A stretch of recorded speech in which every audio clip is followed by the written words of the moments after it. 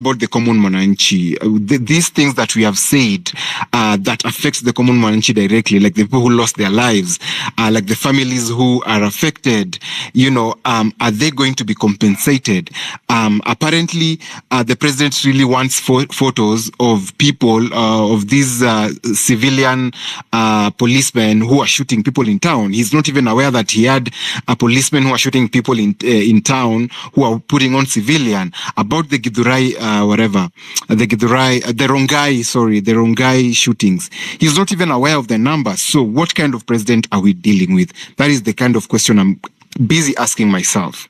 Okay, so whether someone is Saliti or not, at the end of the day, I believe everybody for himself, God for us all, because that is the kind of spirit we have out here. Everyone for himself, God for us all. I cannot vindicate them. Nisawa, they did what they had to do. If they got paid, fine. If they did not get paid, fine. If they were there to get followers and the popularity, fine. Nobody cares. At the end of the day, do we have a country? Do we have a country to go back to feel safe around? Do we have a country that responds to our needs? A cabinet that responds to our needs? A government that responds to the needs of the netizens? Those are the kind of questions that I keep on asking myself. As I land, what's the way forward? Where? Nipate 30 seconds. As I land. As I land, what's the way forward, even for us as citizens? What actions are we going to take? Are we going back to the streets to hold placards and get to bathe on, take a shower on the water cannons? That is the question I'm asking myself. What's the way forward? At the end of this space, I want to get a way forward. Okay. Tumesikia ayo, asante sana for that. Kowino, are you here? Kowino, I'm worried this space might be having connectivity issues. Kowino, if you can hear me, give me a thumbs up.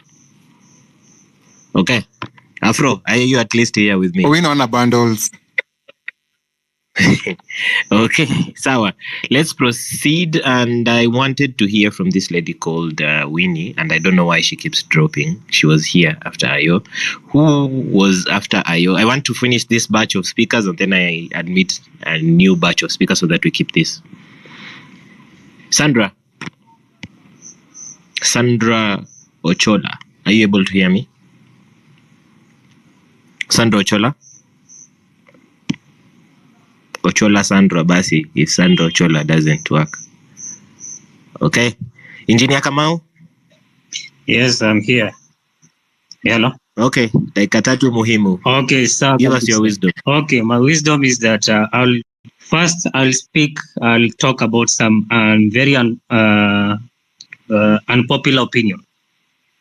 That even if you remove Ruto, the system will still be there. The system will always be there. The site we have currently. Okay, hello.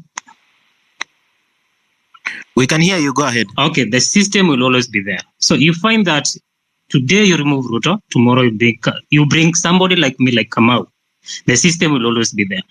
Ruto is very smart for you people. He has made you people emotions, and you find that all the spaces now are speaking about the fallen heroes. Starting with this one. You're talking about the fallen heroes. You're dealing with a ruthless person. I know what Ruto can do. Ruto has shown us in 2007 what he can be able to do and what he is the master of violence. The problem is that you people are dealing with emotions. And the moment you deal with emotions, the moment you lose it.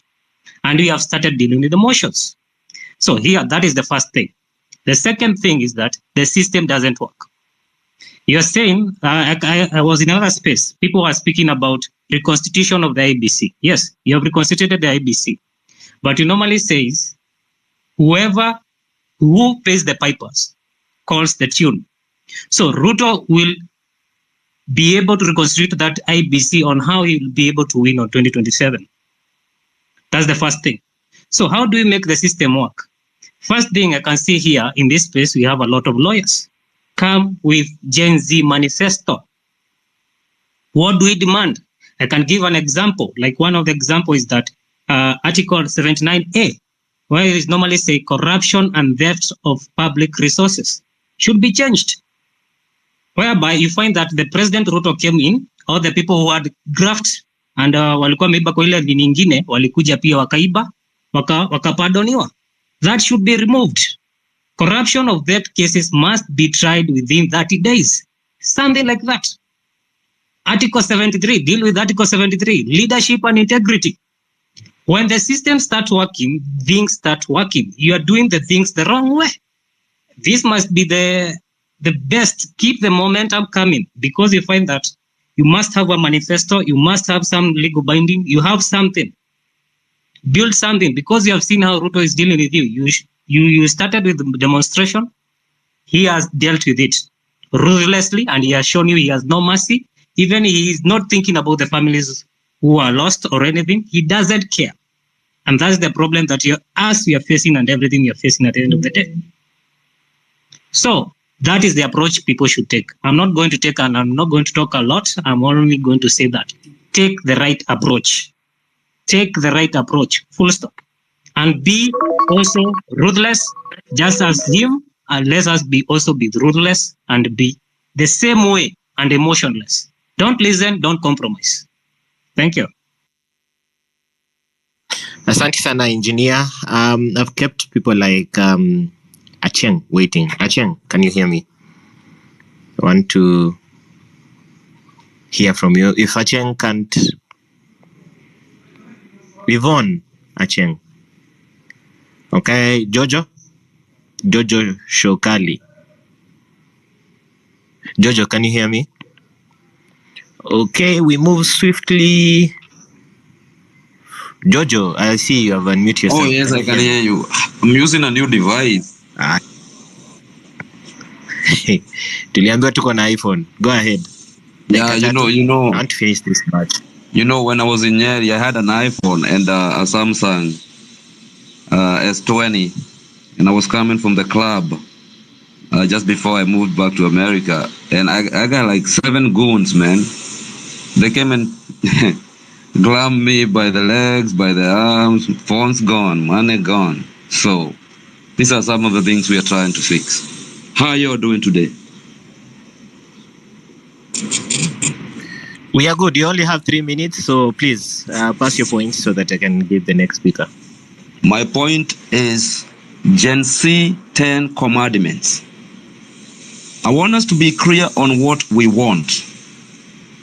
You have to be clear about what you want. When you wake up on Monday and you are given what you want, what do you want? So we gotta have commandments that gotta be followed. Number 1, the Gen Z need a stipend, and they need a health insurance. They need a stipend like 1,000 shillings every week.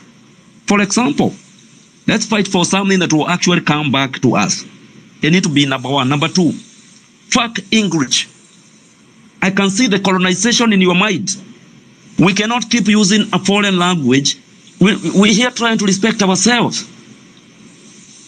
Yesterday, we also came up with corruption as one of the points. Transparency, education, it's infiltrated. Kimathi Manifesto was there. United States of America trying to build their country. These things are there. Let us look at these things and be clear about what we want. Number 5, protection of humans. Let these police wear body camera. Okay? Let these police wear body camera. Let us have CCTV. We saw Githurai. We saw what you did in Githurai. It reminds us of the Wagala massacre. The Sabasaba that is coming tomorrow. It reminded us of, God damn, we're going to have to fix something. Number 6, Kenyan lives matter. Religion, church is rotten. Do not mix state with the religion. Church business need to be checked. Church is corrupt, infiltrated. Churches, Gen Z is not going to know churches are going to be empty soon because we see what's going on. The belief system going to change. Number 8, common sense need to be a law. Minerals that are in Kenya, this world need to come back to us, like Saudi Arabia gives it people, its citizens, some money. So number 1 on Gen Z 10 commandments, we need a stipend for any unemployed youth. Don't tell me the government don't have money. When you got these niggas like McCormick being caught with 200 million cash money in Dubai. Come on, my people. I love you all. Keep the movement going on. Jojo Chukali, King of Zamunda. Can't call me by that. Call him my people, my people. Peace.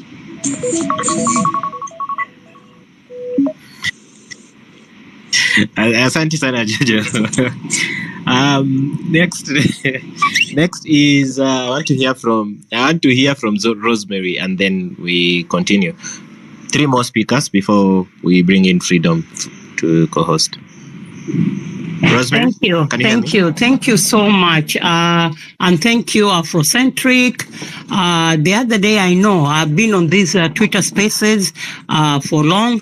I just want to make an appeal. Naombea mtu wangu hapa, she's been waiting for so long.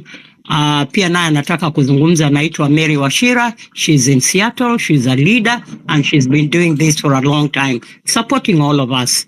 I salute all of you, what you're doing. My heart goes out to the fallen heroes. Nilikuwa kwenye ile space ya engage with the president. Of course, you can see how it was choreographed. Hatukupewa mic.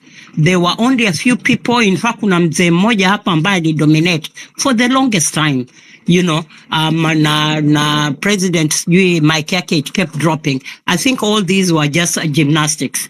But that being said, I like, let us continue venting and talking about this, either on space, and even you, Gen Z, you've made us proud. Manake hata kumleta president kwenye X space. This, of course, we've been told it has never happened. But anyway, these are different times. It is 2024. Mimi kitu ambacho nasema ni kwamba, let us not start calling each other names, who is doing what and who is not doing what, labda kuingiliana. Whether Osama alilipwa, whether alikuwa State House, hiyo ni yake. Let him live with that conscience, kama that is what, he was doing. As Wanyama, I want to, buttress the point that he said. When you have a following and you are in the public space, na kuna watu wanakufata because they believe in some of the statements that you've been saying, kuna kitu that they like. So live up to your name.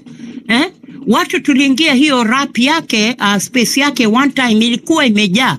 I think also power goes into people. Ndio maana I have been asking this question. Mumesema Ruto must go. What is the plan B akishaondoka? And of course, these are things that have been said by others. Mwingine ataingia na power itakwenda kwenye kichwa.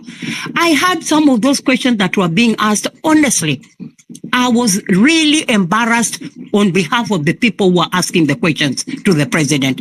Osama anaendelea on and on about abduction. Anaambiwa, okay, akapeana jina la polisi. Nitumie email ama nitumie kwenye inbox yangu ama secret. No, it doesn't work like that. That space was public and he was speaking on behalf of Kenyans. Na wewe ukiwa kwenye space kama hii, I think we wanted an answer that allays concerns and the anger ya watu, what people are feeling at this particular time. What do I mean by that? What I'm saying, and it's been said hapa, sitaki kurepeat, kuwa all of you are doing a wonderful job.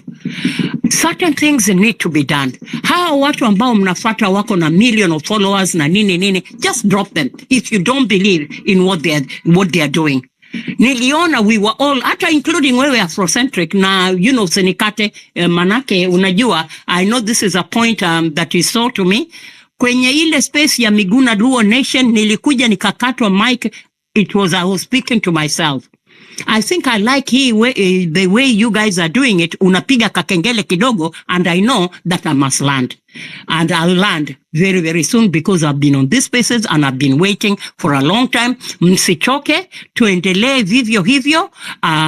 Strategize. Don't put all your plans on X space. I think ile space ya president, on one hand, I like that he was able to come there, but really, hata wale watu ambao walikuwa wanauliza ma question, they did not go far enough. Why bring up the issue of Nyamu? She's a non-entity, really. Kuna massive corruption ambayo inaendelea. President anakuambia okay, no, nitazungumza na Nyamu. Was that an answer? Was that what we wanted to hear? Story ya Murkomen imeletwa. Hapana, that is disinformation. He had an answer. Now, I don't think it was satisfactory in most of the things that were said. So all I'm saying ni kwamba, if you want to slay the monster, anzeni na IBC. Kuna mtu hapa ambaye amesema 10 commandments. Come up with those 10 commandments. And why am I saying come up? Utaniuliza, why not you? Mimi nikiwa kwenye diaspora, there are also things that we are doing hapa. And those are the things that we are doing ni kwamba, kuna petition ambayo tunatumia hawa leaders, including President Biden, kama ta survive. Muliona kifreeze kwa debate the other day. So even among the Democrats, they are thinking of replacing him, but that is a story for another day. There is a change in the UK. Yule muhindi ameondoka. Just, European Union, we also need to say, we are sending a petition. So even in the diaspora, mukituingilia, muko maju, muko nini, we have contributed to the Nchanga. We stand in unison with what you're doing. Plan zenu zifanyeni, you've made us proud. We are really, continue. Don't give up. Don't give up what you're doing. Na sisi tuko nyuma yenu kama Generation X ama baby boomers, kuwa tunawasupport.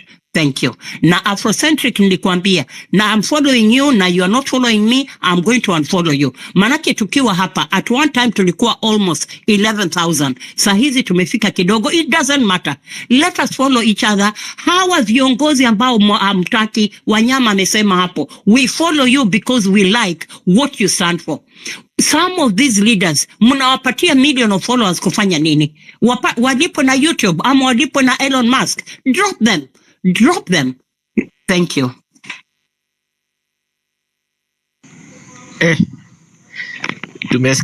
Tumesikia na tulisema wazazi wetu Gen X hatuwasumbui sana. We respect our elders. Asante sana Rosemary for that. I think Afro, this is the point where I give the mic back to you. It has been real. Asante sana. I will be back to co-host this. I'm handing it over to Freedom. Now, I don't know if Nani is back. Kowino, are you back or you're still doing your things?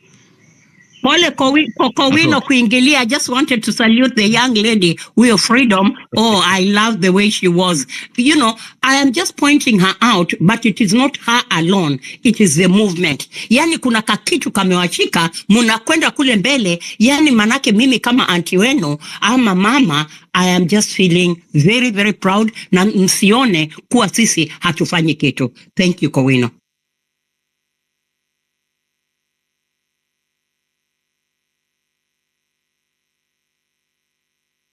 Wrong side of him, he just looks in the back.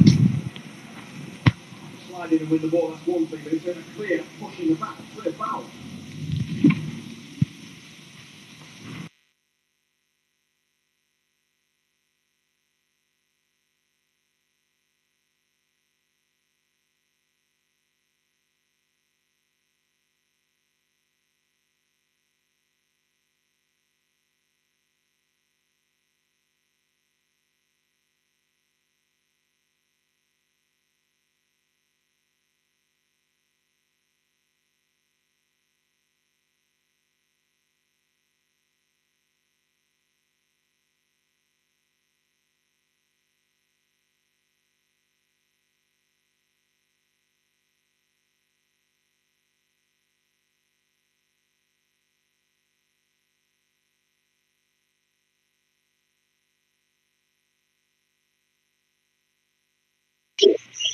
Are we still on?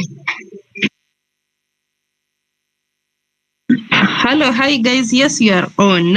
I had a bit of a mic glitch. Can you hear me? Yes. Okay. Everything. I think now that I'm new here right now. Afro, can you take over in the line of guys as I get around this? Okay. Afro, Thank you. I can hear you. Kowino, are you there? Kowino? Okay. Yes, I'm here. Just 1 minute, Afrocentric. I'm taking something. Okay. We'll go with Engineer Clinton. Let's go. Okay, thank you. Thank you for the opportunity to speak. Can you hear me?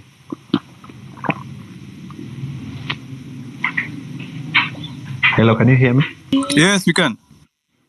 Okay, thank you for the opportunity to speak. First of all, let me appreciate our mom who has just spoken immediately before me. We appreciate what you're doing, you people from the diaspora, the youth, the older generations that are guiding us through this journey.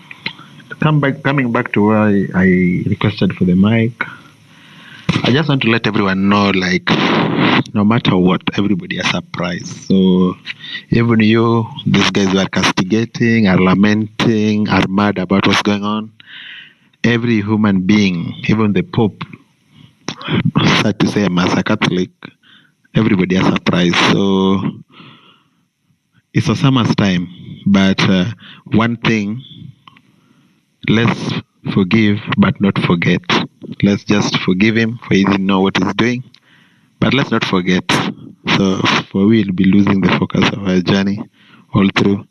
Personally, I'm speaking from a very sad angle. Like I'm really shocked. Like I'm still just thinking about the lives lost, the incitement, because we can't take it lightly that some of us, albeit we were speaking that we don't have leaders, but due to their huge following, they steered some of the protests. They incited some of us.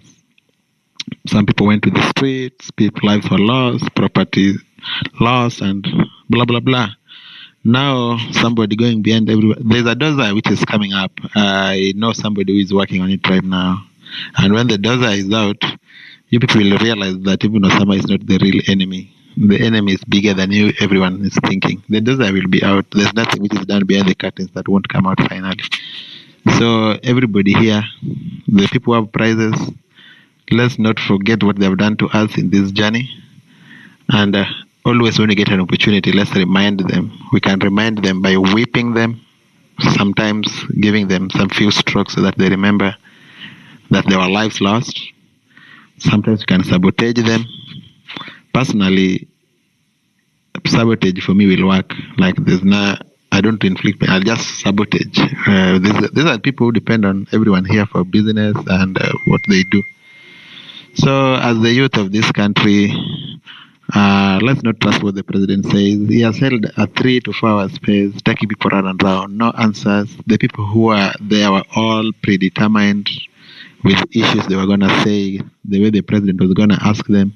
He was speaking too much until he didn't have bottles of water to drink, but there wasn't any solution, there wasn't no action. So let's not even tolerate the idea of a president coming back to this place again. It is of no value, of no use, and of no importance to the country.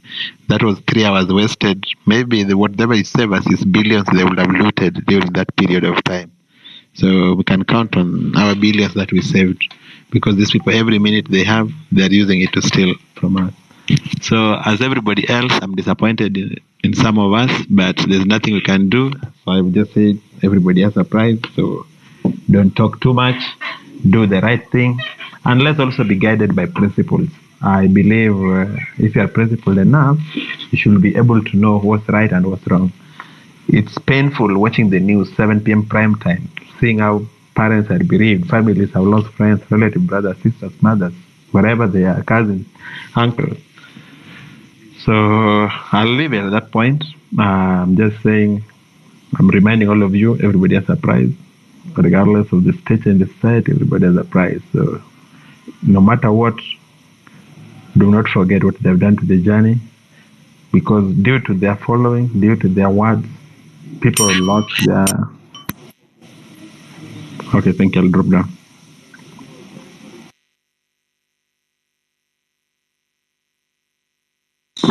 Cowgirl, go ahead.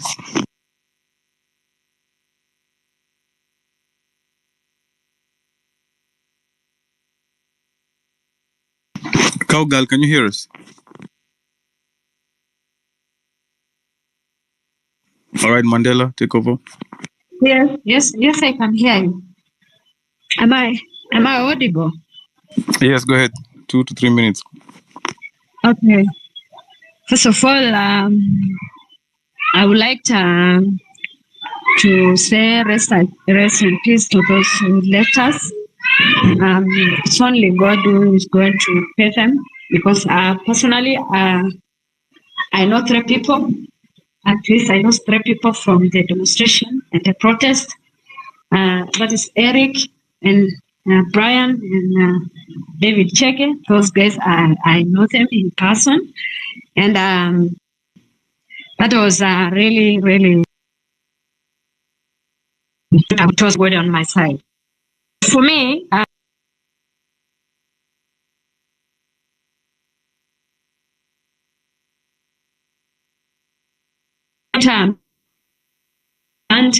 about Otero, because I feel like we make so many judgments without even considering maybe the effects they have toward others. I know this is not something maybe most of us agree with it, but we all started this, and when we get divided at this point, we might not achieve the results, or maybe the mission that we had from the beginning. So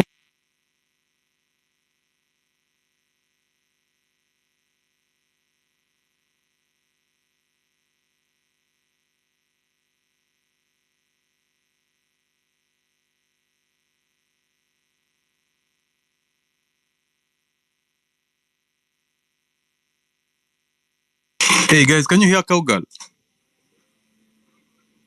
No, I can't hear her. No, I can't hear. am I audible? Now, hello. Now you are.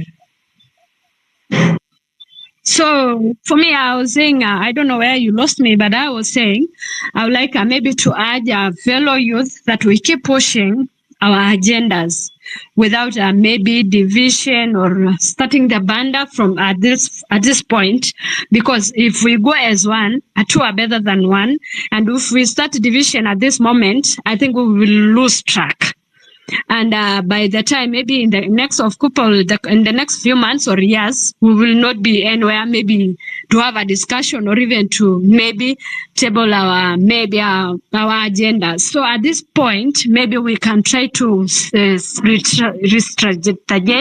and see where we lost track, and maybe we can get back to our agenda. That is keep pushing for accountability and justice, maybe at least for the fallen heroes. So the next thing is, I think we can pick one agenda at a time. At this point, we don't have a leader, but at least it will be better if we keep noting what we really want. We keep noting what we want.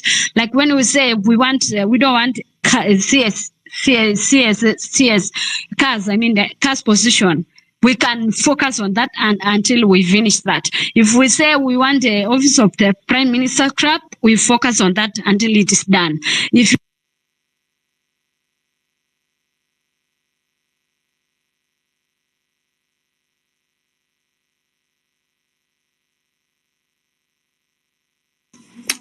Hey, I think Cowgirl is having technical issues. Mandela, go ahead.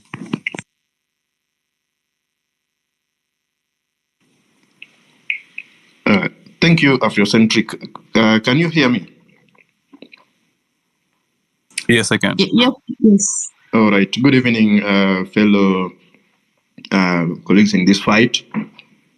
My name is Mandela, and I really love what I'm seeing happening in Kenya currently for 2 reasons. Number 1 is that I love what the president did today, coming to address the nation and fumbling. It would have better kept quiet, and so that we keep guessing. But now he came and fumbled even the worst of the worst he has done in his life, and now we are even charged better than ever before. And that just reminded me of the Estates General that preceded the French Revolution. You see, I've been observing the activities happening in this country, where we are burdened with the taxes and leaders are looting left, right, and center.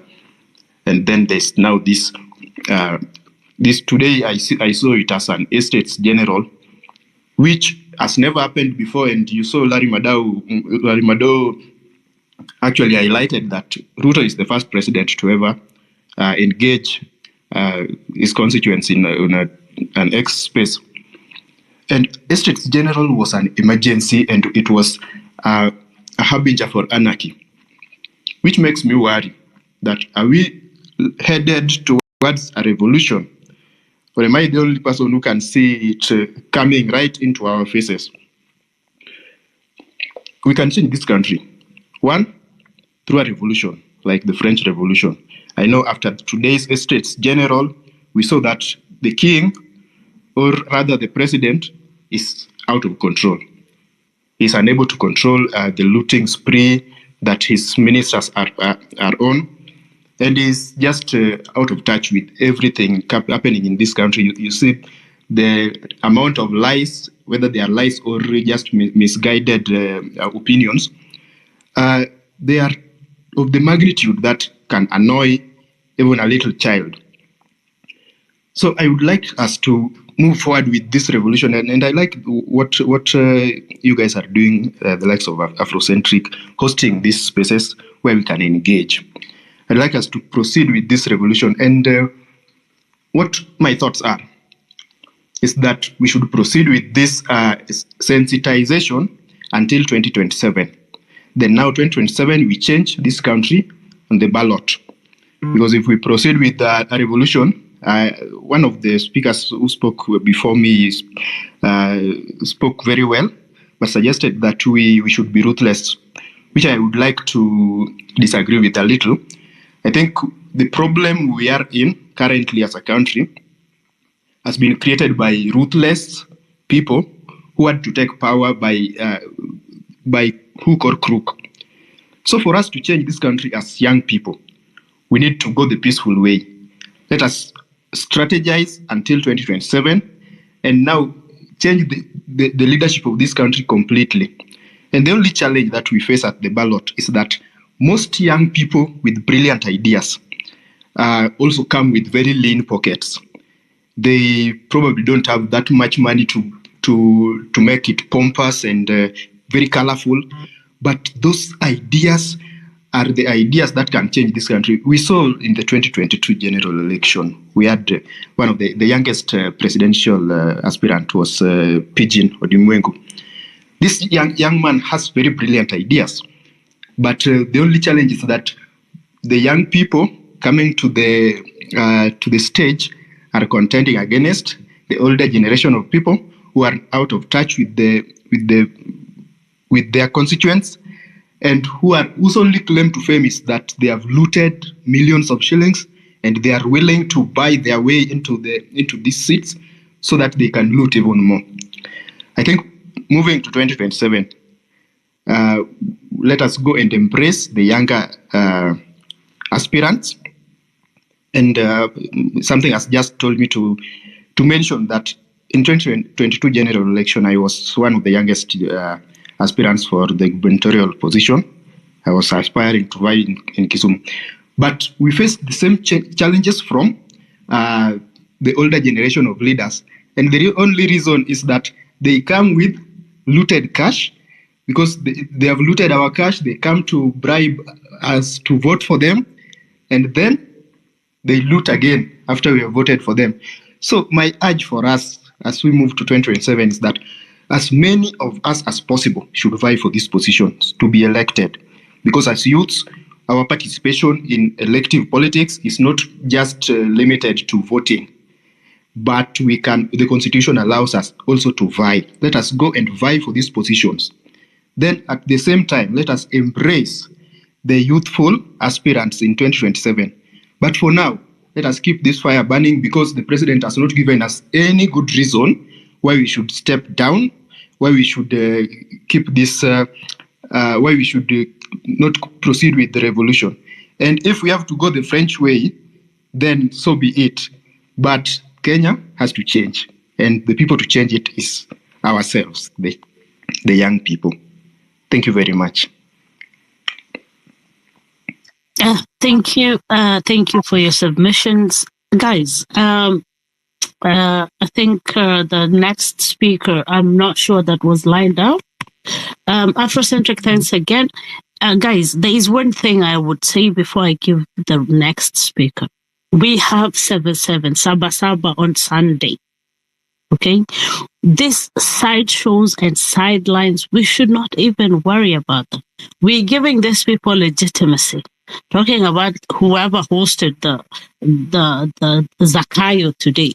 How did they get the legitimate? We gave them, we legitimized them. How?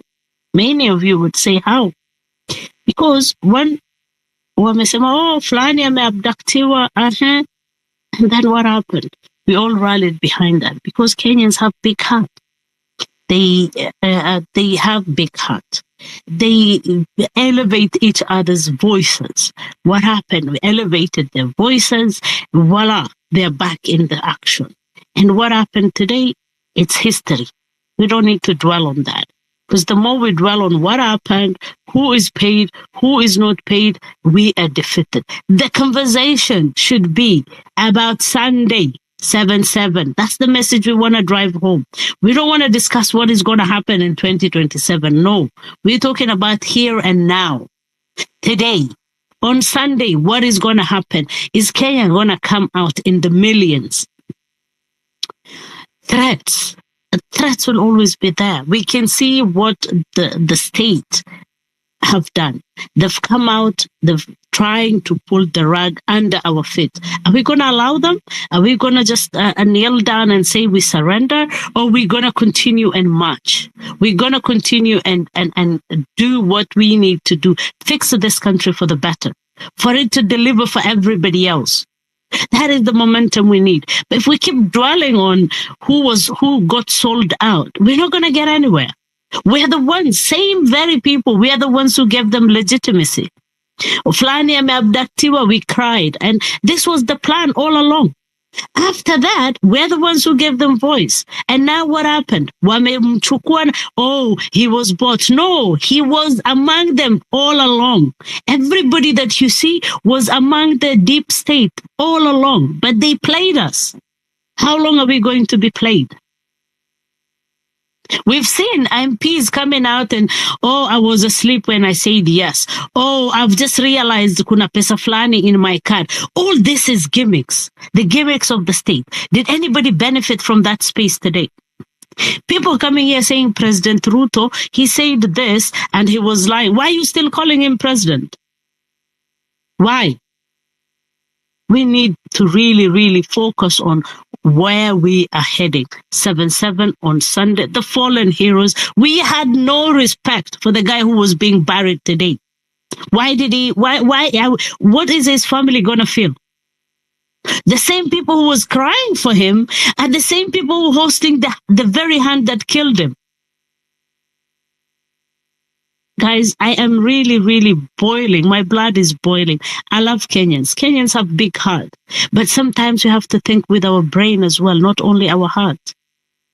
We give these people voices. The warnings that were given, nobody wanted to hear. Oh, these are young people. Okay. The young people who were implanted within. Why can Afrocentric not be changed? Why from the first day he held the space up to today his message is the same? Why am I not changed? Why are you guys here in this space? Why are you not changed? Because these people, they pretended. They were devil in disguise. And they disguised very well. Now we know better. Now what do we need to do? Are we going to spend time talking about them? Are we going to spend time talking about 2027? Or are we going to spend time talking about the fallen heroes that one of them was being buried today? Are we going to talk about 7-7 on Sunday? Sunday is here. What are we going to do? Back to the person who was on the queue. I'm not sure who was first, who was second, Afrocentric. And those messages, and on the chat box, I don't see hashtag still trending. That hashtag has to trend. How many thousands of us are here in this space? Please, do the hashtag.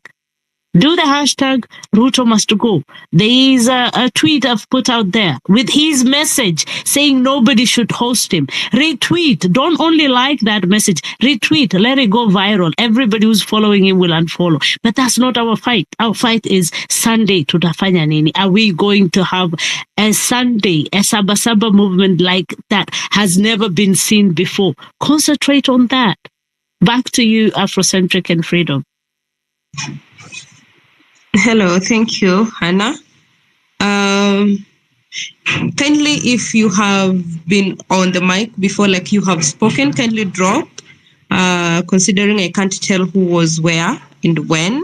So kindly drop so that the rest, there are so many requests, so that we can admit everyone. As we keep saying on this platform, this is the space where we give everyone a chance to talk, because this country belongs to all of us. This is our country, and every voice matters. So ukishaongea, kindly drop so that we give each and every person to say a word about their country. And as Anna has said, I mean, now what has happened has happened. No matter how much we keep talking about it, nothing is going to change. So let's focus, let's move forward. Let's focus on what matters to us. Let us know what we are doing. Let us know what we are sacrificing for this country. Whoever decided to do whatever they did or did not do, we can't know. And it's not our business right now. Kenya is our business. So we keep moving forward. I'm going to give MC Wakili, then Jinue, in that order, so that I can get done with this batch of speakers. Kindly, MC Wakili, if you can hear me. Yes, I can. Can you guys hear me? Yes. Awesome. Thank you for this opportunity. Of course, first of all, my condolences to our comrades for the bereavement. Poleni sana. Then I think for me, I'm a lawyer, so let me just put in a few thoughts of mine. I like what our previous, I think it is Hannah who spoke about legitimacy. And I think for me, we really need to legitimize ourselves. If we do not legitimize ourselves, the wrong voices are speaking for us. We need to legitimize ourselves. Legitimacy gives us credibility. By legitimacy, I mean we really need to form, whether it will be a movement or a group that gives us the legitimacy. If our leaders would speak and tell us we go left, and the naysayers will not have a say amongst us. It is clear who is calling the shots amongst us. Then our numbers, we have weapons that work for us, or I'll say our assets. Our assets are the numbers that we have. Our assets or tools are social media, and the third one is unity. Let's use this as our leverage, because this is a new dispensation. This has not been done before in this country. So let's bring ourselves together, legitimacy, form our own grouping, whether it will be a movement, a political group also. So those people who are talking about Sabasaba or 2027, if we decide to field anyone that we want, we have our own team. It's easy for us to handpick who we want to represent us. We have tools that are available to us as Gen Zs and millennials, and our language right now is things we can resonate with, which are what? Music, art, poetry. These are things that can flow within us very quick. You realize when you're on the streets, songs that were written almost 10 years ago by Giuliani are songs that people were singing even now. That means those forms of art can actually be used for us to petition and picket for our rights. And then the other thing that I need to us to agree is that what is this way forward that we keep talking about? Because on one hand we are saying we do not recognize this fella that is now calling himself president, but on the other hand there are voices that are saying that there are reforms that are needed. Now these reforms that are needed, I can assure you, without the proper instruments in place, we can't bring these reforms. For example, we keep talking about this IEBC. The IEBC needs to be there in the first place. If you look at our constitution under Article 146, it basically speaks about the vacancy of that office of the president, and it gives, if he's not there, it's the vice president. If the vice president is not there, it is the speaker. And then within 60 days, an election must be held. If this election is held, who is there to hold it? So the IBC is not there. So that I think what we can do is that there are low-hanging fruits that we can grab. We grab them. But let's make good use of this opportunity. Let's make hay while the sun shines. So this IEBC, if whatever he was talking about today is going to do it, I don't know, he was saying on Tuesday he's going to sign the bill for IEBC or something. If that bill is passed and the IEBC is in place, it gives us the grounding for us to take the next course of action. Because even right now, if we continue to push this narrative, which I am for, that we don't recognize this illegitimate system, and he is out, we need instruments in place that can make that can make us move or transit to the next item, which is IEBC. So it needs to be in place for us to be able to push in our vision. And if that is a place, he is out, then what next? So that you see, for me, we have to decide what we want. If we are saying that we are seeing the government is doing 1, 2, 3 things, are we saying we want to talk? If we want to talk, who is talking for us? And so the bottom line here, what I'm simply trying to tell you guys is that we cannot run away from this animal called legitimacy. And legitimacy will come only if we formulate a known movement or group, and we have our own leaders who have our backing. With our numbers, I can assure you, you can do that which you want to do. You can do it. So my push for you, my push for the team is that let's push for legitimacy. All these reforms that you're pushing for, so long as the system is as is right now, the rich will continue being richer, the rich will continue being our politicians, but there are reforms that needs to be done. But these are long-term goals. You have short-term goals that we can achieve. Let's push for the short-term goals, because they will help us get those long-term goals, which eventually will help us repeal this whole system about governance. Where on earth do we have all these ministers in place, yet in countries like America, where we have hundreds of millions of citizens, we only have 15 ministers.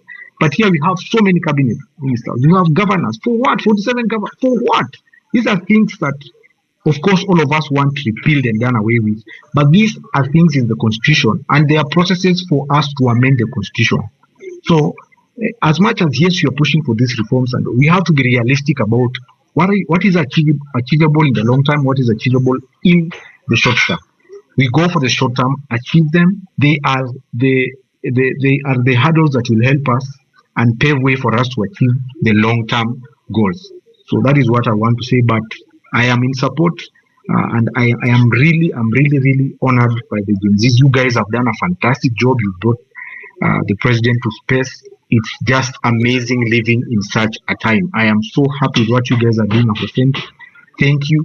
We are behind you, and we give you our full support and freedom. Thank you so much. Thank you. Thank you, MC Wakili. Thank you for your submission. I'm going to Lord who? Lord Evanso, then Brian, then Dr. Henry. Lord Evanso, can you hear me?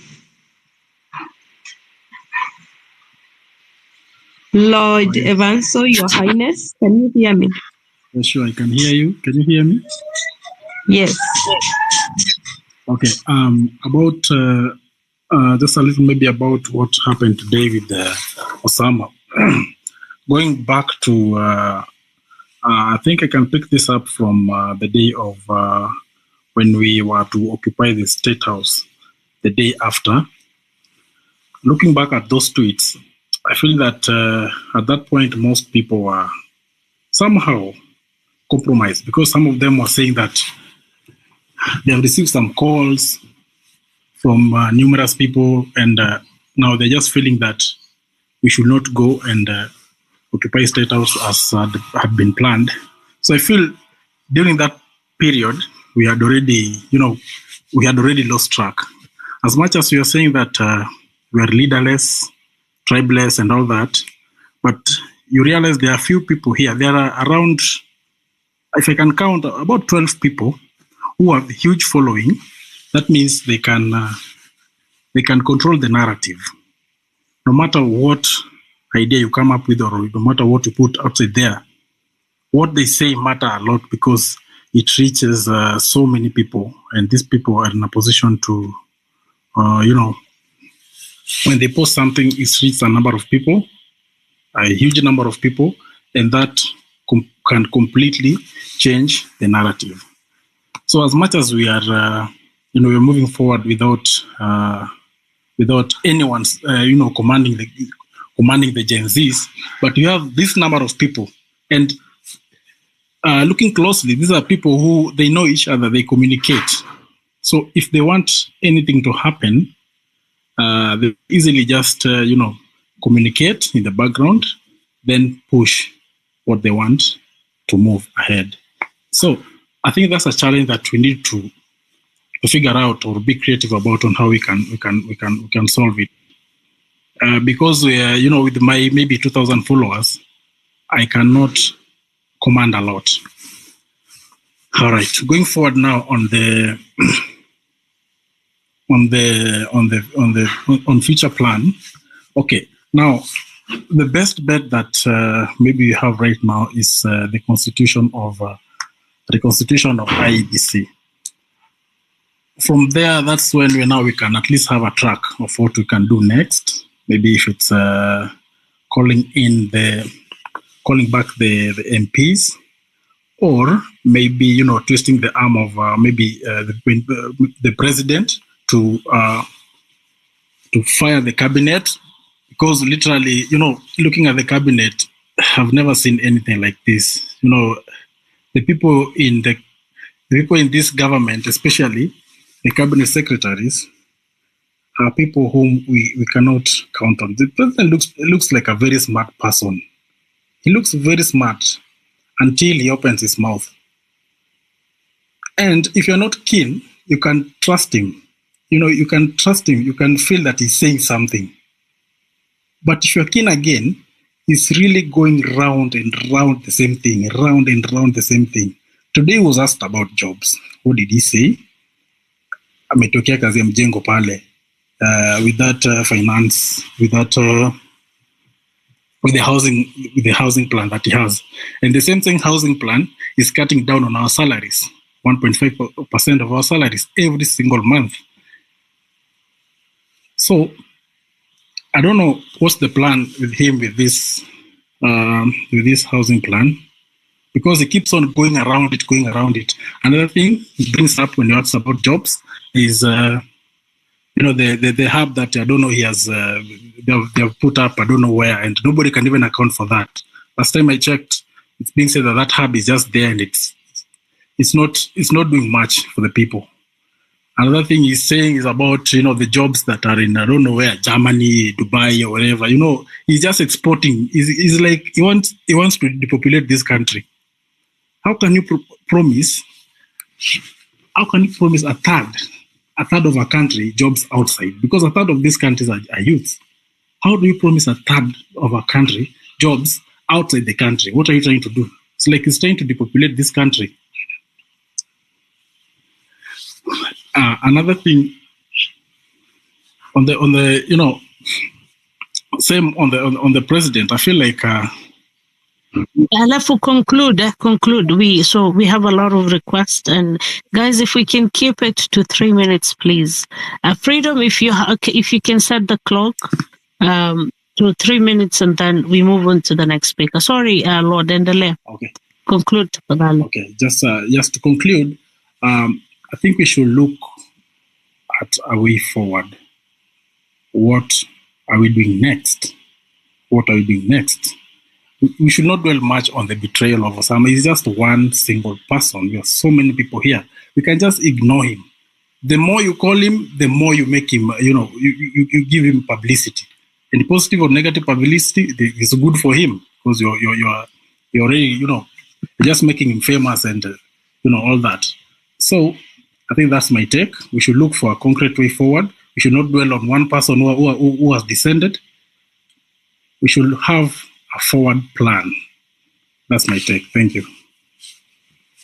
Asante sana. The plan is to hit the street, be there on Sunday, and we continue occupying everywhere for the betterment of this country. It's as simple as that. I don't know any other message that can be as clear as that. Tomorrow is Sunday is Sabasaba. It should be the biggest Sabasaba that Kenya has ever seen. And the aluta continua, the struggle continues regardless of who said what. and what said what. For me personally, I'm not here to tell anybody how to think, what to do. But for me, is to say what I think, what my grievance are. My grievance are the little lady, the nurse who said a child died because the ambulance had no fuel. The governor came and took the money from off the whole hospital. The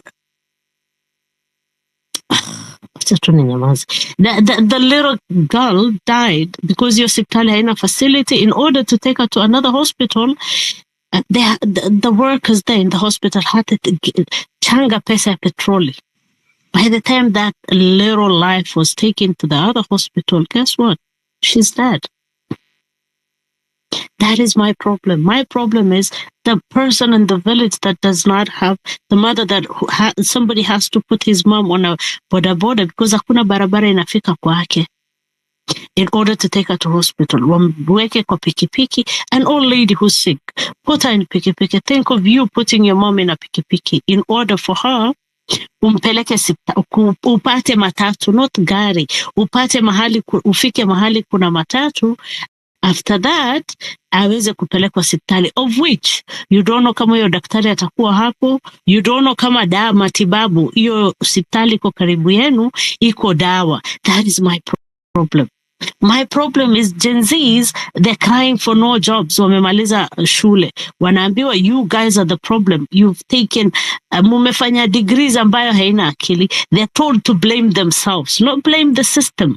Not blame the system that is not delivering for them. Okay? My problem is the Gen Z and the millennial who have a child that they hakuna shule. So what? So they don't get to learn because tumefundisha Gen Zs na millennial and so on, wamesoma, they're becoming a pain in the back. So what? Let's make the next generation all illiterate. Tusifungue mashule huko vijijini. Do not take qualified teachers there. Nyanyasa walimu wasikuwe na pesa ya kutosha. Yeah? Make life miserable for everybody. Doctors, wamemaliza shule, they've not been posted. Why? My problem, the list of my problems will not end if I speak now. So what do I want? I want to change that system to deliver for that person in the village. Mwenye bado anaenda kuchota maji maili 10. Mwenye saizi mama yake akikuwa mgonjwa, hakuna hospitali ya kumpeleka. That is my problem. My problem is I want to fix the system. Is that what you want? What do you want? You know it better. You know where the shoe pinches because you're the one who's wearing that shoes. But the end goal is what? Is to fix this system. For me, Ruto atoke awekwe Ruto mwingine. What benefit am I getting? What is the point of those fallen comrades? The one who's being buried today. Amefaidika nini? If we start talking about, I have to write petition. Who told you writing petition, fighting a government in their own system that they've put in place is going to deliver for you? No, it's not. That system has been rigged. That system has been put against us Kenyans. Our voices and our strength is in our number. The more of us go to that street, the more of us shout from the top rooftop, the more they would have to listen. You've seen the whole world is talking about the Kenya. Whole world is watching. What do we want to do now? Back down? Say because this guy came to a Twitter space and spoke to a few people, therefore, now what do we do? Amesema na constitute IABC. Kwa hivyo he's now a good guy. That system is not there to provide for you and I and the millions of Kenyans. The millions of Kenyans, are they fighting just for Ruto to go out? No, they're fighting for that system to deliver for them. If that system was good, then Ruto would not be able to do that. Duale would not be able to unleash the military to us. The guy, head of the police, would not hide the people who killed our kids. They would not do that because it's the system that is letting them do that. It's the system that imewakubalia millions of dollars of watches wavae mbele yetu. That is what our fight is. It's that system. Sabasaba is here. Freedom ulipatia nani next? Please, let's stick to 3 minutes. I just request to speak?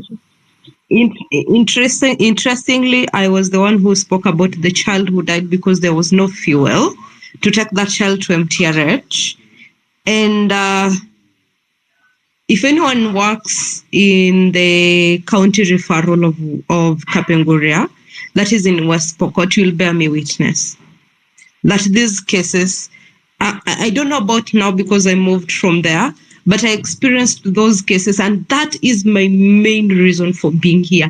I have seen people suffer firsthand. I have seen them suffer.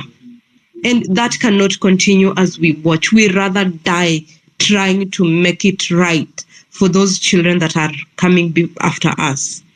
We cannot watch a neonate die because hakuna mafuta kwa ambulance ya hospitali. Hakuna mafuta aje. How is that even possible? Like how is that is an effed up system. An ambulance shouldn't and should never. But then that is the where we live in. That is just one of the hospitals that a patient was lost. I don't want to say lose patients. I don't see a lawyer. But that one, I saw it. I saw many of them that if I write down, I can say with my chest that this is what I experienced in this hospital. And there are so many hospitals that experience that. And that instead of money going for some first lady, I mean, a child, a two-week-old child died because someone somewhere went and took money for fuel. Fuel ya kutoka Kapenguria hadi Eldoret is barely 1,500, 1,500. By the time we are coming together, let's raise money, the baby was gone. And that was a baby who was referred like the previous night, died 24 hours later.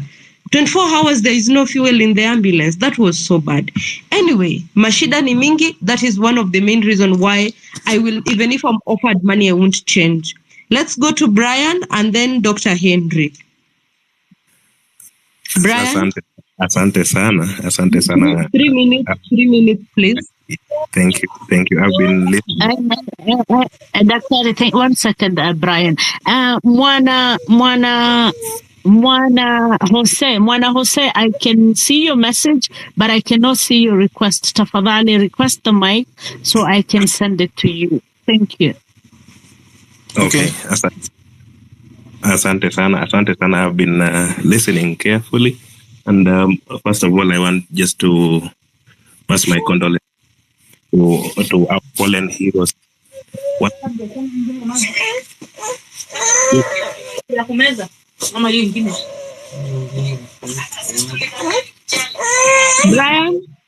Brian? Yeah.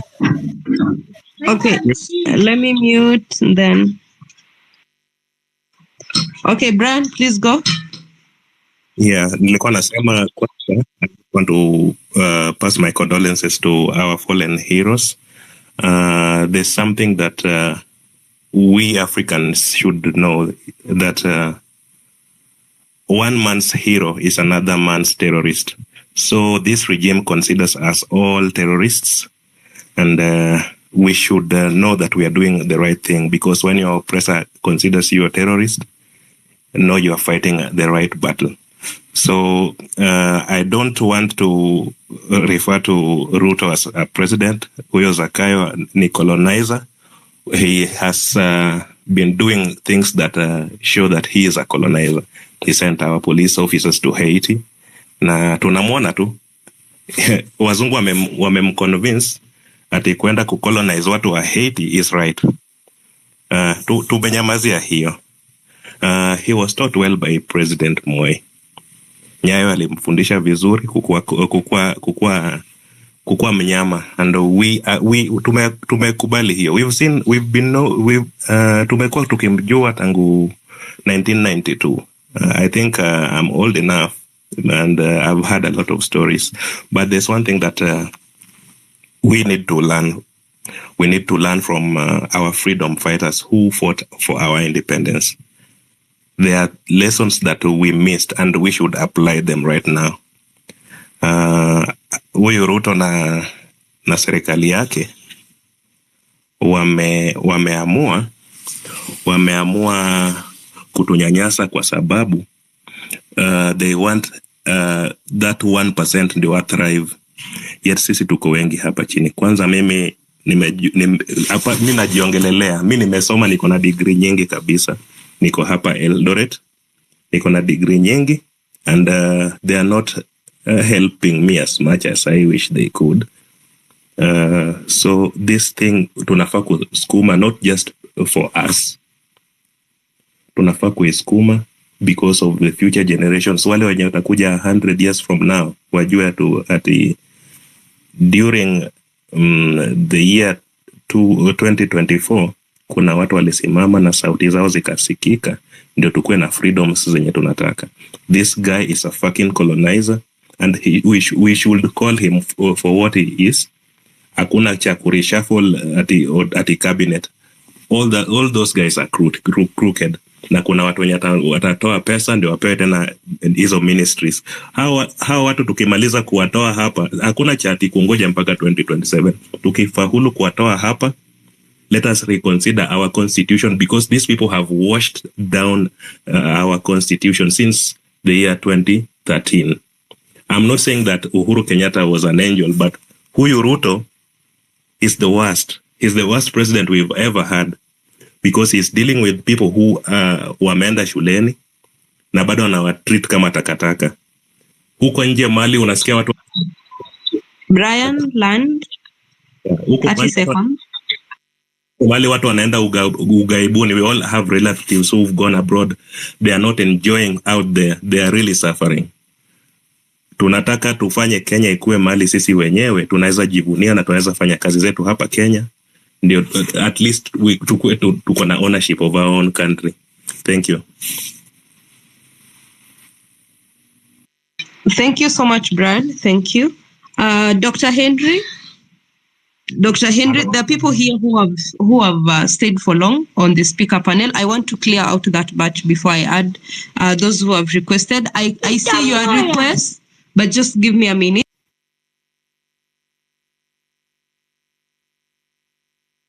Hello, can you hear me? Yes, yes. Hello, thank you very much for this space. My condolences to the children whom we have lost. I call you children because you're all my children or grandchildren. I've been through the system, and so I'm going to be brief and just give you a word of advice, or a warning rather. You're not fighting Ruto. Ruto is not the person you're fighting. Remember this, that you're fighting, I've told you this before, you're fighting a bigger, stronger, and lethal, dangerous enemy. You got to be sure of that. Before you set off, have that in mind. You have put your lives on the line. There's nothing else you're doing. It's not just a matter of the finance bill. Forget that. When you fight the system that Ruto represents, you are fighting the IMF, World Bank, and all the powers that want to suck Kenya dry. They want you to remain, or they want us to remain in that position, to eat each other.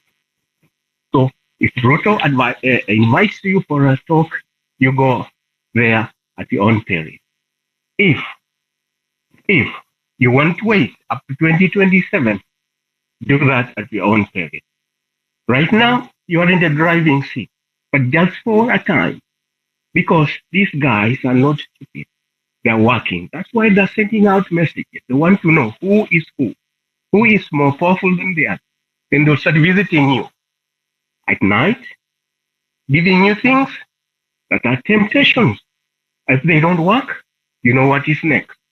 Your life is at risk. This is not a joke. Msiongee tu atumalizie hapo ati next week tutafanya nini, hapana. Have a plan. The plan must be a timetable.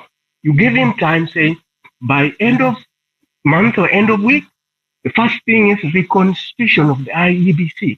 Because without the IEBC, you can't do anything unless you want the military planning. The second thing is, if the IEBC atukubali, IEBC reconstitution, you must be involved. You must choose representatives to vet the IEBC. Msimwachie hiyo peke yake. Okay? And the other one is dissolving parliament. If not, you and then you recall the yes members. Those are the traitors. That is after the IEBC has been the constitution to appoint a Gen Z representative in every county to vet the IEBC after consulting the members. I think you can do that. But whatever you do, do not reveal yourselves as, oh, so-and-so is the chairman, so-and-so is the secretary. Okay? Don't be discouraged by those who fall by the wayside. Your journey, you have undertaken a very, very dangerous journey. If you don't realize it, don't go there because your life is on the line.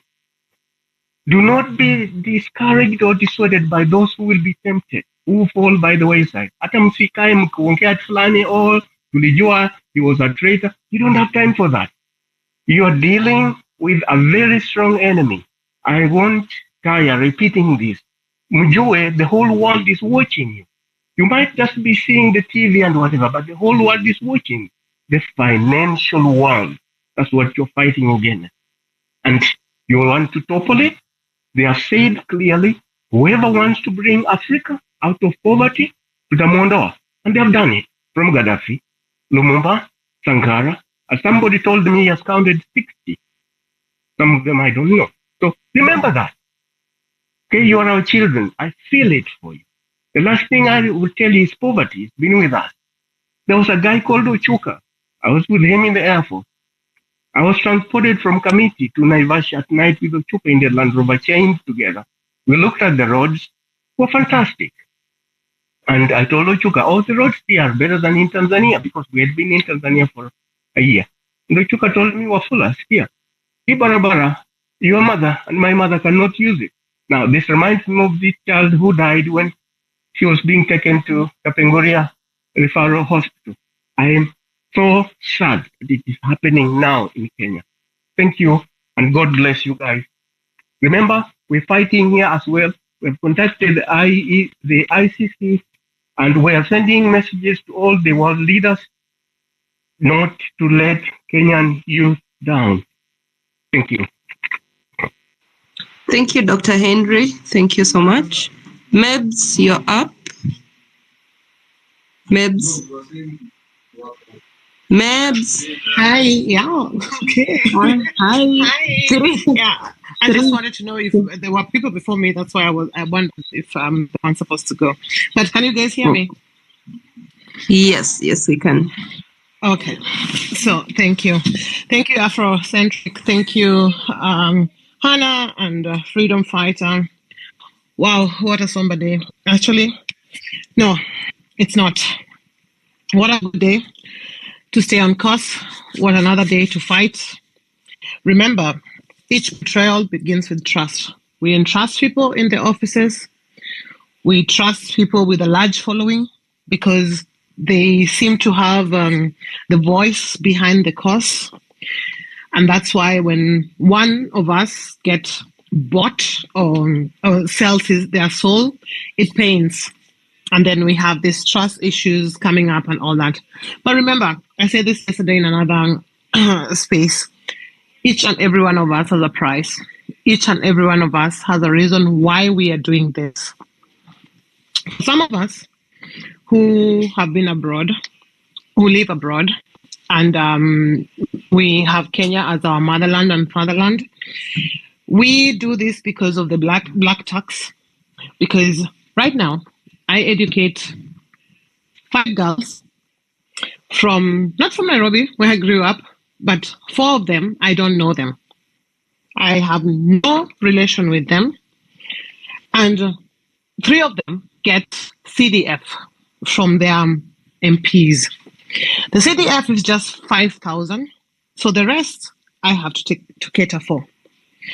This is why we are fighting this cause. Because with good governance, all these kids will be in school, proper schools, and their education will be catered for. So we need to stay on course, guys. We don't need to think so much of the people who are getting off the bus when the bus is still moving. We don't need to think of them. We need to forge on. We need to fight on. We need to push harder. The thing is, we need to have a common goal. What hashtag? For example, hashtag is a very powerful thing. That's why sometimes you see that like the government and people try to subdue them from Instagram or no, from X and all that. We need to fight a cause. What are we pushing right now? Yes, we are deplatforming all the MPs around us. They're not speaking in churches. They're not speaking in public function. But what else are we pushing online? Because that's what we can do right now. And it pains me for us to sit and give space for somebody we call. I won't call him my president because he is not. To give Ruto space on X after we'd all agreed, actually, majority of us, that we don't want him there because this was our safe space where we can do our things, where he has no power. Yeah, for somebody with no regard for human life, guys, for 1 second, just think Rex was being buried today. Just for 1 second, think about it. And if you campaign me like this here, how about the parents? The government has all the tools to track down all these families, yeah? And at least send one representative. Ruto could be holding that space and saying, you know what, there by Rex in Macha, there is somebody there from the government. But he did not. They choose not to because they do not have regard for all of us. That's why it's easy to buy a few people, yeah, and then they can continue looting. But this is what we're pushing for. Guys, remember the cause. I will not rant too much today. I just want to keep urging everybody. This is a fight, and the fight is not a sprint. It's unfortunately a marathon. And if anybody could listen to what Kipchoge says, a marathon, when it starts, of course you have all the end of it. But when you get the runner's high, that is when you have to keep going. You have to keep going. So let's not lose momentum. Let's keep fighting. We know what we are fighting for. Ruto has to go. I know people are saying, "Oh, reconstitute the IEBC," but you guys trust the same person who is in charge of that, yeah, to still be in charge of this institution. Please land. Okay. Yes, I am. Okay. So that's what I'm saying. So we need to keep pushing and forging forward. Thank you very much. Thank you, Afrocentric, for holding this. Thank you. Thank you, Mbezi. Thank you very much. And Mbezi, people did not listen to them because they had bigger accounts. No, those accounts are the same very people here in this space that follow. I've put it up there. Some people are retweeting it. Some people are liking it. I don't need anybody to like it. I need people to retweet it so it gets to his timeline so everybody knows what he did. The ones who are not here, the ones who are here. But having a big account does not mean you have morals, okay? You can have two people, but you have morals. You need to have a big account and you're spouting vomit and you are a liar. You are in bed with the same people that killed your brothers and sisters. Then your big account has nothing. The better Menzi, who has few people, I better listen to her and follow her because whatever she's saying, she's genuine. I rather listen to Freedom, Afrocentric, Ruqiyya, whatever, so on and so forth.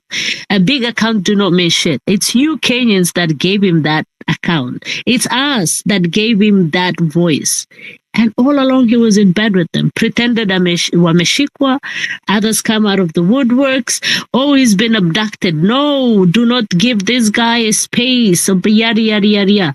Why not look left, right, follow the person next to you? You're each other's keeper. You're your brother's keeper. But as we said, this is bigger than what we think. What Gen Zs have managed to do, the whole world is paying attention. Trust me, all African MPs are shitting on their pants. You've seen it. The Ghanaian MPs saying, "Hatutaki kuchapwa. We don't want to be beaten like the ones in Kenya. Let's deliver good legislation, good laws." You have already achieved a lot.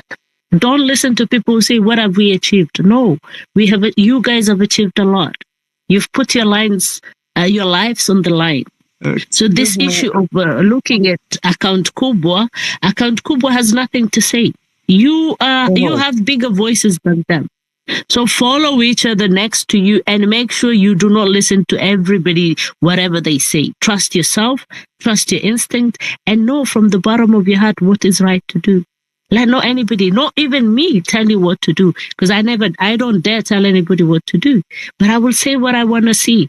I want to see a system that delivers. Because if I achieve the Kenyan system to deliver for Kenyans, then the Tanzania system would deliver for Tanzanians. And it would pick up from there. The Somalia system will deliver for Somalis. The Ugandan system will deliver for Uganda. So you are spearheading a movement, a change that the whole of Africa needs to unshackle from the neo-colonial system that has paralyzed us. Freedom fighter next to you, please line up whoever has a mic. If you could put your hands up, we finish with this first lineup, and then a lot of people on the request, we can bring them up. 3 minutes. All right. I always say, as we are leaderless, please be on leader. Know when your 3 minutes are up. As much as I'll be helping counting the minutes. I'll go in this order. Mburu, Rakia, I think you're Rakia. And then John. I want to finish this batch first. So Mburu, please. Mburu. Yes, thank you. Am I audible? Yeah, 3 minutes, please. All right. First of all, let me start by saying that I'm very proud of all of you for being here. It's good to see that the fight is still on and we are not relenting on this. We cannot give up after all we've done. Like people have made so many sacrifices up to now. So we cannot get here and just give up and just throw it all away as if it was for nothing. Second thing is I would like to propose that we have a more concrete structure. Like before we end a space, let us have something, just one goal that we want to achieve before we meet the next time. Let us assign that goal to somebody among ourselves to go and implement whatever we have discussed. Because that is the only way we'll make headwind. That is the only way we'll make progress. For instance, if you're talking about reconstituting IEBC, what do we need? When do we need to start? And how can we apply more pressure? Who can we send and where can we send them to make that happen faster for us? For me, all I'd like to ask is, let us, by the end of this whole discussion, let us have something written down, concrete, planned, that we can follow up and follow through so that we can say at the end of 1 week, we have achieved this much. That's all I have to say. Thank you. Thank you, Mburu. Thank you. Let's go to Rakia.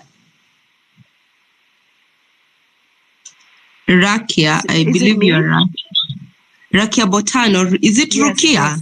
Yeah, Rukia Botan, yeah. All right. Fancy name. Okay, Rukia. Go ahead. Yeah. I wanted to thank the doctor that was speaking beforehand, Dr. Henry. He said most of the things that I wanted to say, so I'm just going to keep it short. And it's basically to say that, actually, I should start with saying that my condolences to the people who have died, giving voice to the Kenyan people. And it's so sad hearing about the 2-month-old baby that died. I have a 1-month-old baby, and literally as the story was being told, I could not hold myself from overcoming with emotion of how much the mom and the family must have suffered.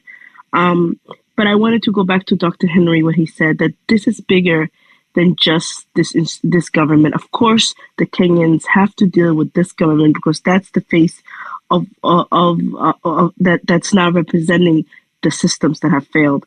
But it is what he mentioned, that these financial institutions that motivate our African presidents to act in this way. This is where they get their incentives from.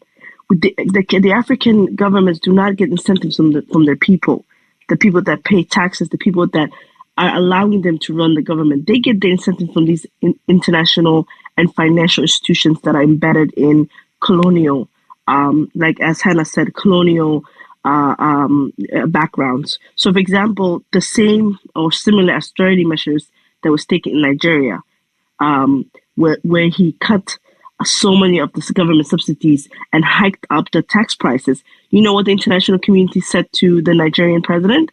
Congratulations on the phenomenal reform, because that's what it looks like to do well by these institutions, is to make the poor people who never benefited from these loans, right? They tell you things like, such a country, Africa, took $1.2 billion. But where did those $1 billion go? They went to the corrupt politicians' pockets. And it did not improve the people's life that they claim that that's what these loans were for. But guess who have to pay them back? It's the ordinary people.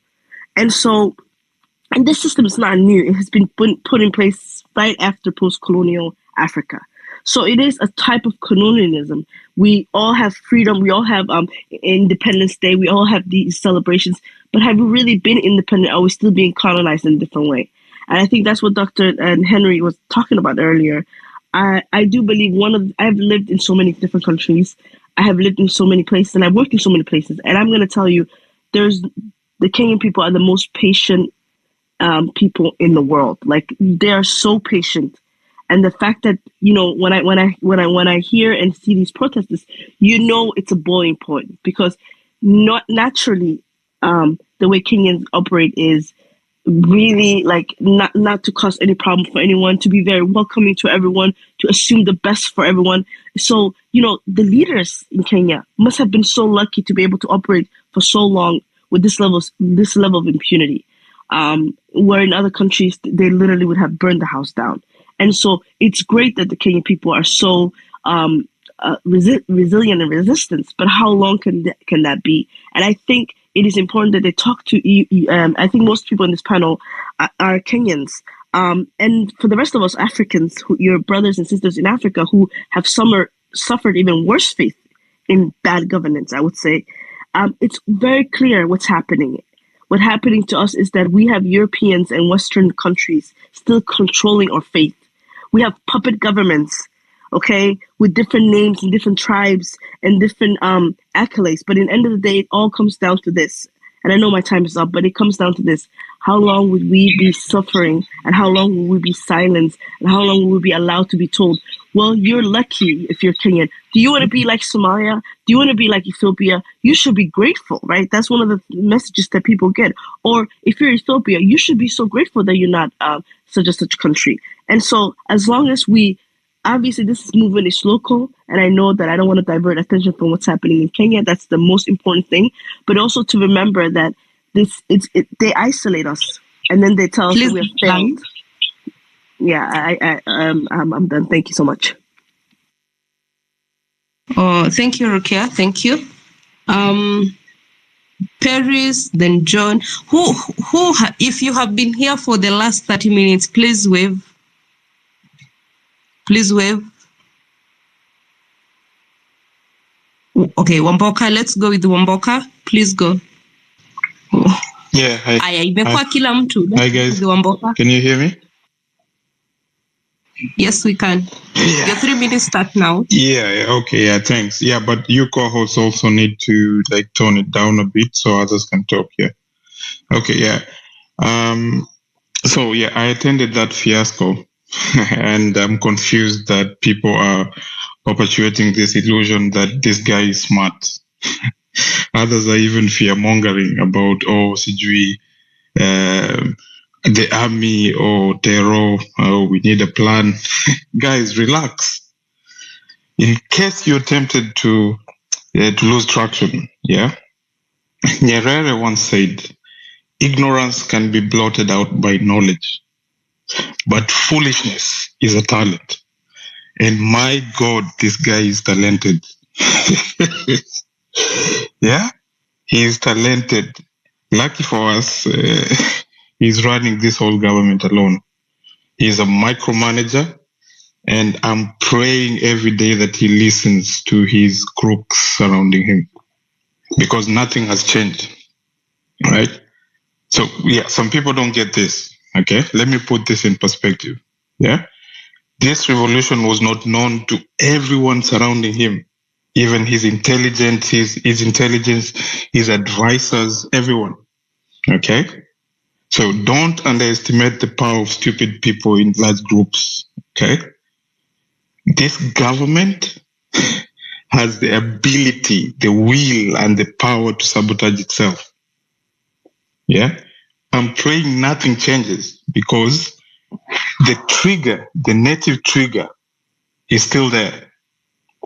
And don't stress, guys, right? The organic movements don't just die, right?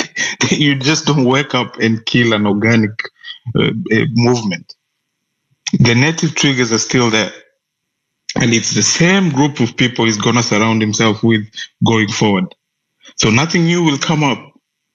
And the next demonstration or the next movement, we already know how the first one ended. So people are learning lessons from what not to do. Okay? So the next one will not end. The next one will not end. So don't worry, guys. This government has the ability to sabotage itself before even the next election, right? If anyone, my compass is that voice in parliament, that guy who said, Mr. Speaker, sir, in parliament, I am here. You must go. Don't forget that. Don't stress out, man. Oh, CG plans or whatever. This government will self-implode before the next election because the intrinsic triggers are still there. This time, it won't be Gen Zs alone. These guys have taught us what courage is. It won't be Gen Zs alone. So don't stress. Let it happen. Thanks. Thank you. Right on time. Thank you. We are going to Brian. Brian, I think you are up. Okay, let's go with Western. Are you Western? Yes, Western. Thank you so much, moderator. First, my commiseration to the fallen patriots and comrades. President William Ruto, and I refer to him as president deliberately, because there's an office he occupies, much as he has elected to desecrate it, was not contrite. He wasn't contrite. He contests the timing of the police brutality in Rongai. No, it didn't happen the other day. It happened, I don't know how many years ago. It doesn't matter when it happened. That brutality should never, ever occur in a democracy. So you can see, it's not contrite. Secondly, he invokes something called the doctrine of the separation of powers. He says, the judiciary is independent, but we know executive overreach is a problem. If he insists that the judiciary operates independently without undue interference from the executive, and specifically the person of the president, who at this particular point in time it's him, why don't we have high-profile criminals in jail? Can you answer that question? Why? Because the inference is that they get protection from him. That is it. We have people who are eligible to be tried for murder, but they're in parliament. Why? Because they get protection from him. So he cannot invoke that doctrine to try and argue that his hands are tied and no. Secondly, he invokes democracy. But in a democracy, you cannot go against what the people want or don't want. Because democracy is all about people. And Kenya's opposition against the finance bill was something of a referendum. They didn't want it. He went ahead and pushed it down their throats. That can't happen in a democracy. There's another doctrine called presidential clemency. President William Ruto can invoke that.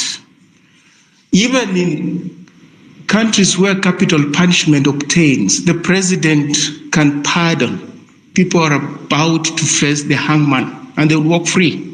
He can commute sentences. So he can today ask that those young people who are now incarcerated behind bars be released. He can do that. And that will not be unconstitutional. He has those powers. But he thinks we don't understand what is doing and what is not doing, you see? So how do you have dialogue in an atmosphere of dishonesty like that? You can't. The president, according to me, has committed and is continuing to commit infanticide.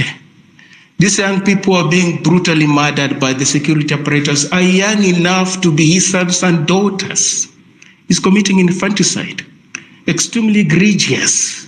And that's why he refers to, oh, my sister. No, the people he's dialoguing with are not old enough to be his peers. These are young people.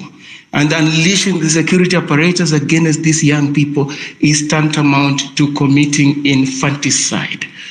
Colleagues and fellow compatriots, when we talk about 2027, we are failing to appreciate one thing. When we go to elections and we elect a government, there's no guarantee that this government, I'm about to land, will run the full 5 years. The Constitution provides for even snap elections. The president can call for snap elections to regain Kenyans' mandate and confidence. They do it in advanced democracies. Why do we focus on 2027? And by 2027, they will have regained the lost ground. What next after Ruto? That question we can answer it quite correctly as we have done. That in a democracy, the people reserve the right to change their government, and they can do it as many times as they want. Why? Because the process of getting a government that is responsive is dialectical. You can elect a government today, tomorrow realize, no, this government doesn't serve our interests. What do? You get rid of it. And mass uprisings are part of ways and means of getting rid of a government that is detached from aspirations and interests of its people. Thank you. Thank you, Weston. We are going to Brian. Brian, are you here? Brian.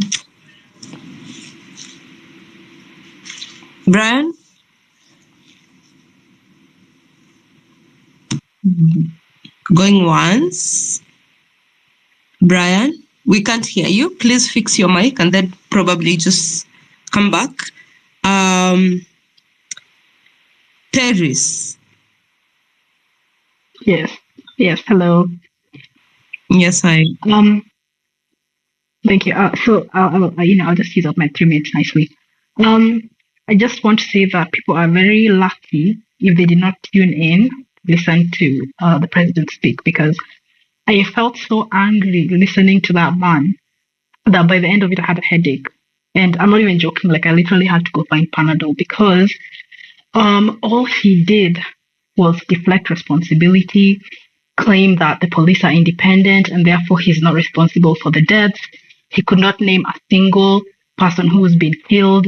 All he could do was defend the death of that child in Rongai. He could not mention Rex. He could not mention Chris Gitonga. He could not mention Mike Brian Kasaine. None of the people who've been killed, David Chege, etc. And so that really pissed me off.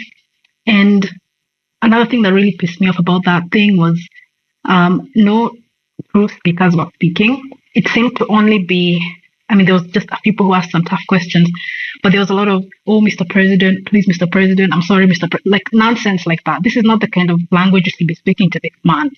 And he has really stupid ideas, and he really takes credit for things that make no sense, claiming he's created 5,000 jobs because of CCI in Ruiru. Do you know what CCI is? It's a privately owned business.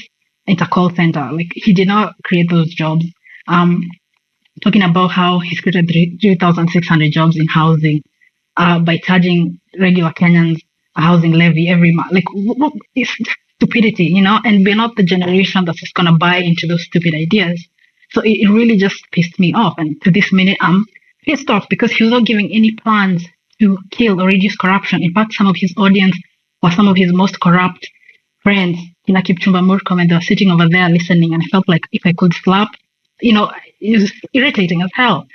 He has no plans to fund and build hospitals, no plans to fund and build schools, no plans to bring dignity to regular Kenyans. He just has no such plans. All he wants is to take accountability for not take any accountability and take credit for nonsense. And he's actually going to start taking credit for having spoken to us on X. Just wait and see. He'll be like, oh, I talked to Kenyan youths on Twitter. That's the kind of thinking this guy has. So, I'm glad, you'd be happy you did not listen if you did not listen to him. And what I want to say is that what we're doing right now, it's a war of attrition. We are not just trying to bring down like the corrupt people in government only. It's going to take time, right? A war of attrition of principles like we're doing is we want people to be accountable. We want people to be so uncomfortable in these positions of power. We have so much pressure to do what's right, to like be result oriented, and that's not going to happen overnight. So I don't see why we should be feeling like we're losing steam. We're not losing steam, and that's not going to happen because we're awake. We're very conscious, and we also need to push for IEBC to be constituted. And I know we need to suggest our own people to get into IEBC, because if Ruto picks his own IEBC, you just know it's going to be rigged. So we have to take measures to get people who we know will represent the will of the people into IEBC, and we start recalling these MPs. And there's a lawyer who took us through the process of recalling MPs, and it's a very difficult process that I don't even know if we'll successfully recall MPs, because they have to be found guilty, and the High Court has to say they are guilty of certain crimes. It's a long process, but as long as we don't lose our steam, let's not lose our direction. Let's not give up because one or two people have been bought. So that's all I'm saying. Let's just keep going with our war of attrition. It is very long term. It's not short term. Thank you. Thank you, Paris. Actually, if you didn't even hear a word from that space, you're very lucky, because I had a bit of it.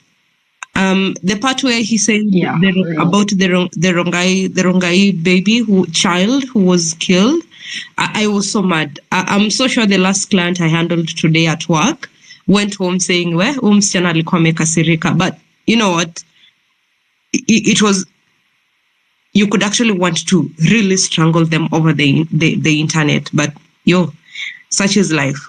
So let's go to Quite Opinionated and then Stevens, and then we move on now to the new speakers in the panel.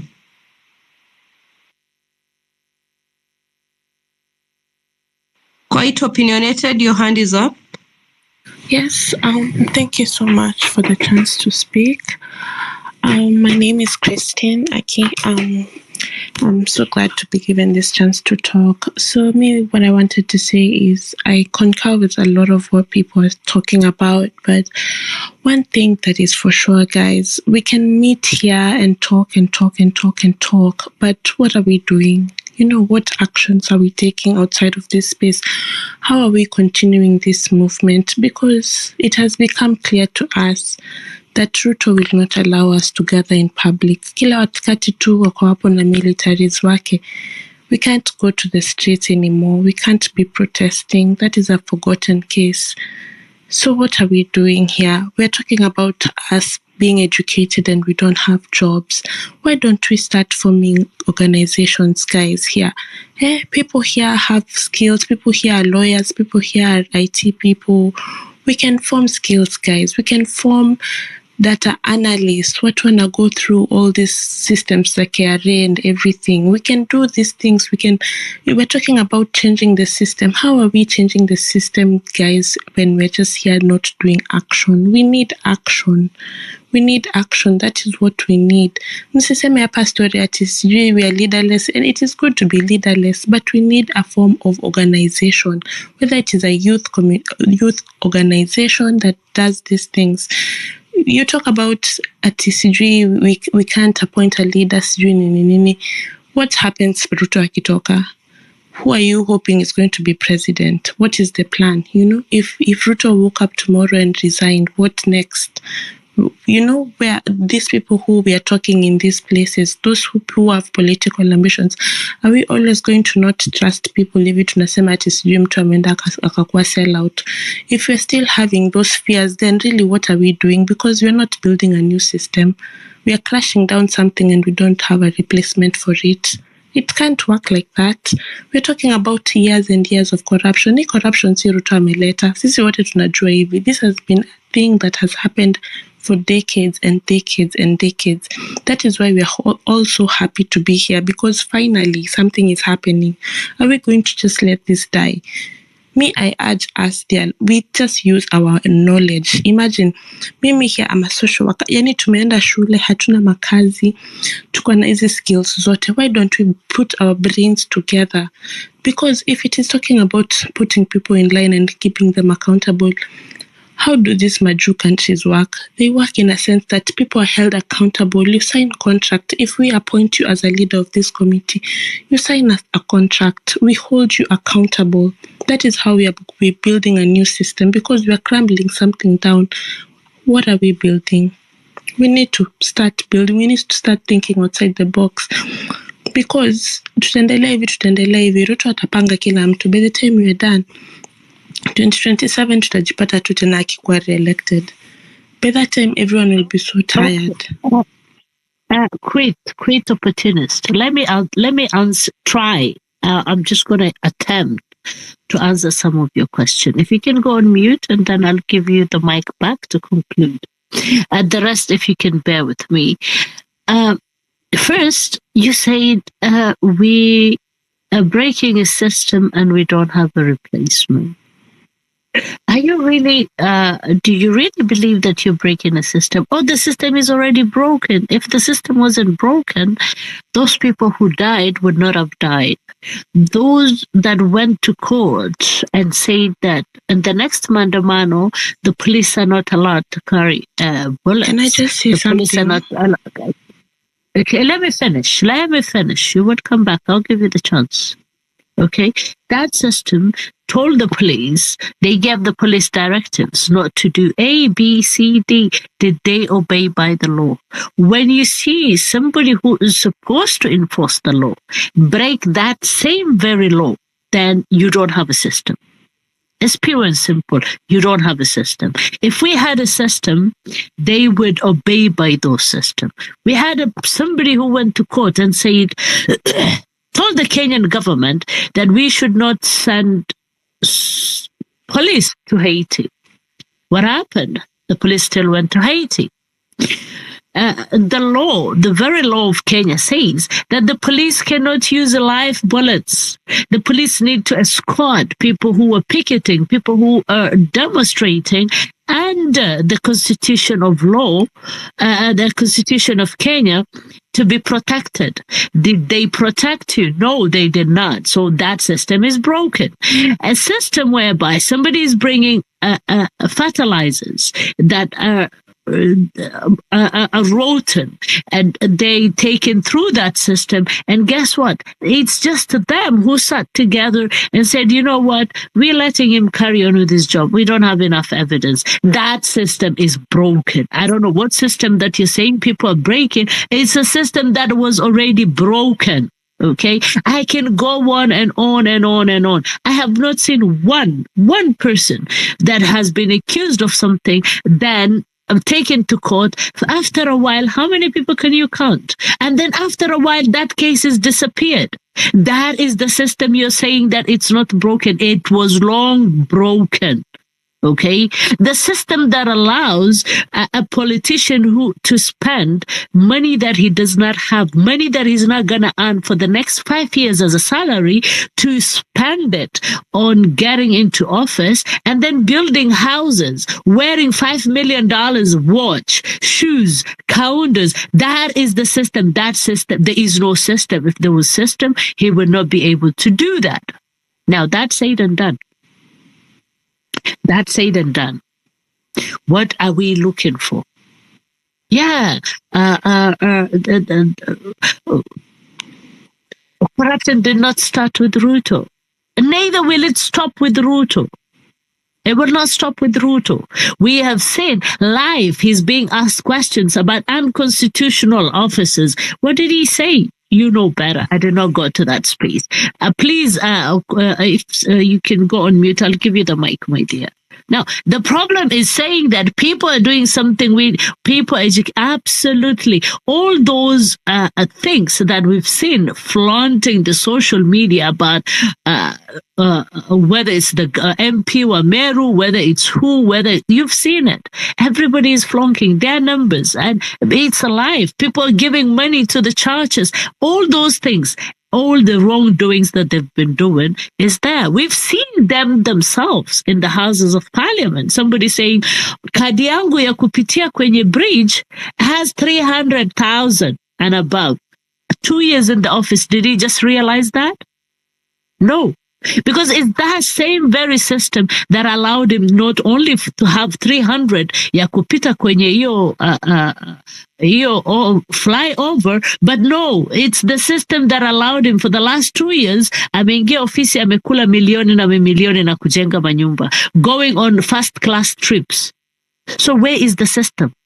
You cannot fight people who have system in place that works for them, that protects them.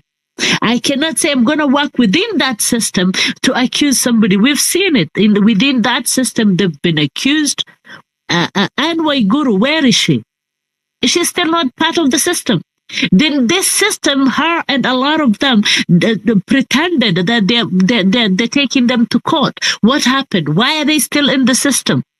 Because that system is there to protect them. Whoever gets out of line, mwenye atakuja kutoboa siri yao, atatishiwa maisha. Whoever wants to whistle blow would be taken to court. After that, atarudi ambo utakaa na adabu ndio. Okay, we kula hiyo. Where is Devin D? Where is he? So please, before you come here and talk to us about we are breaking a system, we are breaking a system. The system is already broken. We want a system that will deliver. For the lady, mama mzee mwenye yuko gishago, mwenye yuko mashinani, it does not read and write. We want to be her voice. We want that system to work without her lifting a finger, without her crying, without her grandkids being shot. Without her grandkids saying we want to speak, we want to be the voice, bila kunyamazishwa, wengine wanuliwe, wengine wawekewe bullet kwa kichwa. That is the system we need to fix. This is not about Ruto, my friend. This is about the system that was put in place since independent that has crippled Kenyans. Hannah, thank you so much for sharing that. I would really like to finish and then you can proceed, please. Wait, hold up. My co-hosts, please co-host. Ama mnataka kwa speakers. No. Let us co-host everyone. Everyone gets 2 to 3 minutes. Co-host. Wait, relax. Co-host, please co-host. Huh? Come again? We can't have a monologue up. Yeah, that's what I'm trying to put those rules in place. I'm saying, co-host, please make me we have 100 requests. I want to get everyone in. If you want to speak, tell me, I give you a speaker, you go to speaker section. My co-hosts, let everyone speak. 2 minutes, 3. Let's facilitate this thing. But lovely points, lovely powerful points, guys. All right, go ahead. Thank you, Afro. Who's speaking? You are quite opinionated. You had finished your 3 minutes, so I'll give you 30 seconds to just land or answer back to Hannah, and then we get... I don't think she finished. She was interrupted. No, but her 3 minutes had lapsed. Is she still on the speaker panel? No, you see what happened was she was interrupted, and then Hannah went on a rant. No. I think I may drop. If you see her, Freedom, bring her back. She dropped because you kept muting her. Nick, 1 second, please. Look, she asked questions. Her 3 minutes was up, and I tried to answer her questions. Now, if you want to speak, you can speak. Wait for your turn. Tafadhali. Freedom, do the lineup, please. And we'll try and get her back. All right. Stephens, you're up. And Hannah, can we not add anyone to the speaker panel so that we are done with this batch and then bring up like 10 new people so that it's easier to not keep someone in the panel for so long without giving them a mic. So, Stephen, please go. Stephen, can you hear me? Yes, I can hear you. All right, please go ahead. Your 3 minutes starts right now. All right, I would like to take this opportunity to thank all the Gen Zs in the house, as well as the co-hosts who have initiated this nice program that we are doing here. And mine, I'm so disappointed, especially to the government that we have at the moment, because all they are doing is just to make sure that the common mwananchi, that is Wanjiko, that remains to be Wanjiko. Because once you have elected them, because I don't think you give someone a job and then that person, what he can do is just to kill you or to make you to become a fool so that you can keep on asking for something to eat from him. Because all the people, it's not just about President Ruto, but it's all about the people, the cabinet, all the cabinets, because you can see what they are doing. You see that today they have been added. They have been added something. They have been added salary. You know, they have good cars. They are driving, living in good houses. You know, when they are sick, they go for treatment abroad. But you find that the common mwananchi here on the ground, they are suffering. Yet they are the person or the people who have employed them. But you find that at the end of the day, when this person tries to cry or raise her voice, this person is being killed, you know. So it's something pathetic, and I like to appreciate the Gen Zs of what they are doing or what they have done. And let's just keep the spirit, let's keep the fire burning. Don't give in for the threats, because if our forefathers could not have fought, you know, for us to gain the independence, we could be where we were back then. But because now the people, and I really love this, people have woken, they have realized who they are, they have realized where they want to go, and they have realized what they want. And that is the most important thing, because there is a saying that says, if you don't get tired of the level that you are in, you cannot be able to proceed or to go or have a vision. But now, because that many people, and we have seen, even I remember recently when the president was being, let me just call him the president for the sake, because there's an office that he's holding yet, but he doesn't suit for that office, you know, for him to be the president, because you cannot lie this and then tomorrow what you're telling people is something else. If it's contrary, you are biting yourself, or you are giving some, you are being asked a question, and then you don't answer the question. Instead, you begin to fight the person who has asked you that particular question. So what I'll tell the Gen Zs, let's not give in for the threats, because our forefathers did not give in for the threats. They fought until, they fought a good fight until they gave or they brought us to freedom. That we see that freedom is now being taken again. These people, they want to take our freedom, and we will not have a voice. So let no one tell you that you'll be killed, you know. They killed whom they killed, but they cannot kill all of us. By the way, they cannot kill all Kenyans. So we need to stand at the forefront. We need to fight this fight until we bring it to realization. And this moment, let this President Ruto realize that indeed what he has done and together with the cabinet is wrong. And on Sunday being a Sabasaba day, let's move out, all of us. Let's come to the streets. Let's aim. Let's have an aim, you know. And if you see anyone coming against, you know, what we are doing, kindly, that person should be set aside, because we are here for a vision. We are here for a mission, and our mission as the people who are going now to set this country free and to make sure that the voice of Wanjiko down there is being heard. Not only Ruto, even the people who are coming and the MPs. As I finish, I think we need to come to a point whereby the MP will not be making decisions for Wanjikos. We, as the people, we need to be people who make the decision for the country, because 290 people cannot make a decision for 57 million people, and they are straining us. We cannot be able to survive. You will not, even you wake up, you don't feel like you want to live in Kenya anymore. You want to go to another country. So I would like to finish at that particular point. But let's keep the fire burning. Msiogope, msichoke, wacha tuendelee hadi tuhakikishe ya kwamba tumefaulu, manake vita tuko navyo mkononi, na tukiweka Mungu mbele, mambo yote tutafanikiwa na tutamaliza. Asanteni sana. Asante sana Stephen. quite opinionated. Sorry, quite opinionated. I think we cut you off before you finished. Kindly, you have 2 minutes to finish your point. Can you hear me? All right, you have 2 minutes on the go. All right. Thank you, Freedom Fighter. Thank you so much. Yeah, I think I was interrupted and I didn't quite finish, and maybe there was also a bit of misunderstanding. Of course, this is a big movement. Even other African countries are looking at us and they're feeling inspired, and it's a really big movement. And I'm so proud to be part of, this generation that has caused all this movement. All I'm saying is that right now we need to also think about the next steps. So, Sahi, what are we doing next? We need to think about that.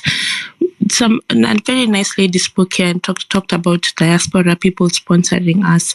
If it is starting those community organizations, those coming up with those solutions, I think we need to start moving that way, because sai tukishinda hapa tukiwaste time ati sijui Otero was compromised, sijui who was compromised, blah blah blah blah blah. These things will never happen. In as much as we're fighting a corrupt system, we can't kill corruption. It will always be there, but we can set a system where we hold people accountable. Yes, like you said, the system is broken. It is broken, but are we setting a new system? How are we doing that? We set accountability. We hold people accountable such that hata mtu akikuwa hapo kiongozi akona measures zitamhold accountable. Hata kwa tu hapo akifanya Kenya anajisikia venye tunaonanga yao MPs, all our leaders doing what they want. Everywhere it is rotten. Sijui wapi kuna scandal. NHIF kuna scandal. Sijui wapi, kila mahali. We need a system, and we are the solutions. Venye tumefikira hivi tukafanya revolution yote, we have brains here, we are educated. If we can come together and do something in the communities, in the spaces we get together and we just form revolutionary things, we can ask for funding from these people in diasporas. By the way, we can do this, by the way, because even if we talk and we don't do anything, he will just talk his way through us. Now mtu atatushinda politics because he knows how to play politics. Me, that man, I'm not calling him my president because he's not my president, but he's a politician and he's good at being a politician. So what we need to do is strategize. We need to think outside the box. We need to have a network that works, that mtu akipatikana na corruption, kuna mahali yenye watu data analyst wameleak information yote. We even set up systems that we are going to sue these people in the future of all the corruption, and they're going to give back money, all the money they've stolen. That is what I mean. That is the fire that we need. That is the action that we need to move. And that is I've concluded. Thank you so much for this opportunity. Thank you. Thank you. Quite opinionated.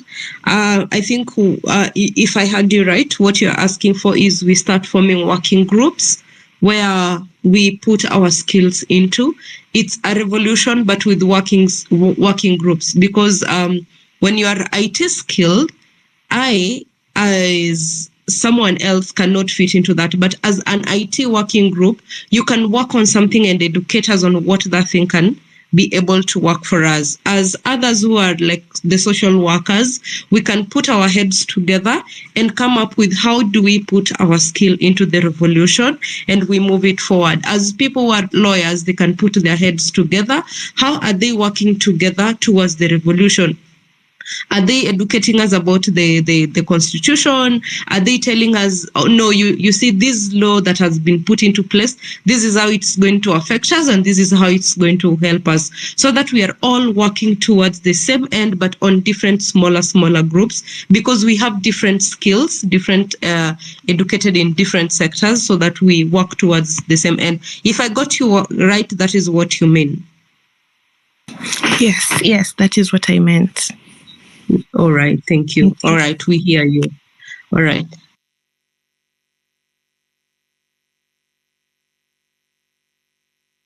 Oh, the elder, please come to your mic.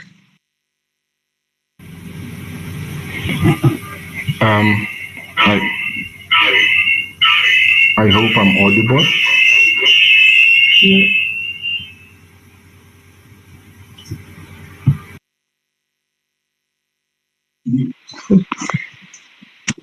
Hello, the elder.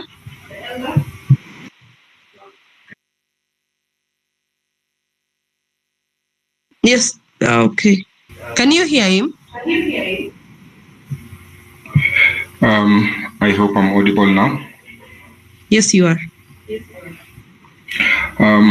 Okay, quickly, allow me to just also kindly, respectfully call out Anna. I thought you should have done better on the time management when you were responding to quite opinionated. Just calling out the hosts to be better time managers. You really stretched it and I wasn't comfortable. Please just take note of that for us to work this forum better. Quickly, because I have 3 minutes. One, I would like to encourage everyone not to forget that the revolution has already happened and it's happening. It's not a future tense anymore. In the last few weeks, there have been a lot of gains that have not been achieved over the past 2 or 3 decades in Kenyan politics. So don't be fooled that there is something that is stoppable. It's not stoppable. It has already happened. What you are seeing, even the fact that the president is trying to desperately to come and wash his image on X Spaces shows that he's already being held into accountable. He's already being made to feel restless. So the revolution is happening. I encourage all of us, don't give up. It's not future tense, the revolution. Don't let it pass you by. It's already happening. Quickly on to what I feel should be our action points. Please do not ignore the IEBC point, because whichever way we go, we'll just come right back to IEBC, because that's the constitution. Unless we are skipping the IEBC part to go into a national referendum, which also the IEBC has to conduct, there's no way of going around the IEBC issue. So constitutionally, it's a priority. Let's press for the appointment of IEBC. Also, for Sabasaba, I think since the protests have really worked, I think they should not stop. We should just change tact in terms of how we do it. I suggest that we occupy MPs. Ruto cannot protect all the 200 of them in their homes, in their offices, in their business. I suggest that Sabasaba be an occupy MPs. They let all constituents march to their MPs' offices or premises or wherever they are found and make their voice heard. And if we do that countrywide, we'll be able to, actually the demand is for them to resign. We are not having any other conversation. And I think strategically, if we can even drop only 50 MPs, if we can get only 50 MPs to resign, we'll have made our mark, so that by the time IBC is reconstituted, which is supposed to be in the next couple of weeks, we'll actually have a major by-election countrywide, and the leaders we are bringing in those MPs who've been dropped should be independent, not party-sponsored MPs. So I suggest that we go occupy MPs on Sabasaba, insist that your MP resigns, the 200 yes MPs and other non-performing MPs, let's make them resign. I also suggest that we join the doctors. The doctors are being mistreated. The doctors are going to press for their interns to be employed. I suggest as a strong point of action, we occupy Asia House and join the doctors. Finally, again, on the way forward, I had the idea of having teams who are talented and skilled in different areas help the movement. I specifically would like to suggest that we have a weekly legal workshop on Spaces. So let the lawyers get together, let the lawyers host us on a weekly basis to update us. You know, when the president says he's nominated people, let us have lawyers update us what it means, how we can be part of that process. If their names are being taken to parliament, let the public be kept updated. Let us know what our role, our participation, and what tools we have to keep the process in check. We can do that if the lawyers come together and we hold a space every week on a specific day, so that Kenyans know we're not going to be blindfolded. We have lawyers who are going to give us weekly workshops on how to keep the IBC selection process in check. We can do it on spaces. We can make sure IBC is properly constituted. If every week we meet here, the lawyers give us knowledge and we go out in the street. If we need to sign a petition, if we need to march, if we need to petition Parliament, whatever we need to do, let the lawyers come on board and guide us. Finally, thank you. The revolution is happening. But I'm insisting, let us drop at least 50 MPs by occupying from this Sunday. Let's go to their homes, businesses, offices, churches, wherever they are, demand that they resign. If we drop them, we change Ruto's numbers in Parliament. Thank you. Thank you. Thank you, Elder. Thank you so much. Hey, it's already 21:16. Aki, I want us to really move very fast. Can we do Sadiq, then Nick G, then Mzalendo in that order? Sadiq, then Nick G, then Mzalendo. Sadiq, you have 3 minutes, please. Okay, Freedom. Asante sana, nimeshukuru. To you, to Hana, Afrocentric, na all the friends who are listening, good evening. Mimi yangu si mengi, nitasema tu very briefly. Kwanza nataka kusema pole kwa familia wale tumepoteza. Those are heroes na heroines na tunawakumbuka, hatutawasahau. Ya pili, mimi naona two things. One, I used to hear when I was young, watu wakisema kazi kwa vijana, pesa kwa wazee. So, why am I saying this? There is a possibility that hii movement itahijackiwa na watu ambao mimi naita mafisi wa siasa. So, ukitaka kujua mafisi wa siasa, wako kwa government na wako kwa opposition, both sides. Utaona tu make noise, wakijaribu sasa kukuja ni kama wameamka saa hii. Ati wanajua saa hii problem ina exist. Na wana mingle na Gen Z na millennials wale wanapigania haki yao. So, mimi kwanza, I want to remind all of us here, hii kitu inaweza hijackiwa very easily if we are not vigilant enough. I like Elder last minute akiwa anaongea amesema wacha to show solidarity with doctors and other groups. That's a very good technique. And also pressuring some MPs wale wako kwa areas where we may have young people we can mobilize alafu to vote huyo aende mwingine aende. That is, if you start with Parliament, that is making change the Kibaki way. All of you remember Kibaki was in Parliament 50 years before akuwe president. Si kila mtu anajua. Why did he start with Parliament? Legislative arm of government, that's where change begins. So, tukienda kwa State House na Parliament hauna kitu, si utatoka tu. Sasa, tukianza na Parliament, that is the wise way. I like somebody else ambaye alisema hii ni marathon. It's not a sprint. Ni kweli. We cannot behave like Usain Bolt when we should be thinking like Mo Farah and Kipchoge. You see? So we have to pace ourselves that this thing is not happening tomorrow, by the way. It can begin, but this thing will be very slow, very blunt, and we have to be very watchful that hii effort yete we are making will not go to wazee. Now, when I'm saying wazee, I have no problem with people in terms of age. What I mean is mafisi wa siasa. That's what I mean. Finally, I can see there is a lot of anger as we express this. I understand. But I would use the word outrage. This is outrageous. What is happening is outrageous. Young people being killed, incarcerated illegally. Yo kitu ni baya. But let's try to reduce our anger as well. Nikimaliza, we can negotiate from a position of power, by the way. When you see people in positions of power, they are willing to negotiate, that is an opportunity because kuna wengine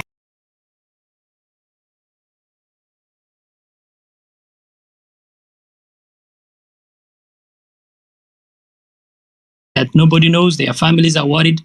Tukinegotiate, tunaweza sema release how without any condition. Na wakireleasiwa, na sisi kazi yetu itaendelea. So that's just all I wanted to say. So asanteni sana. Nimeshukuru.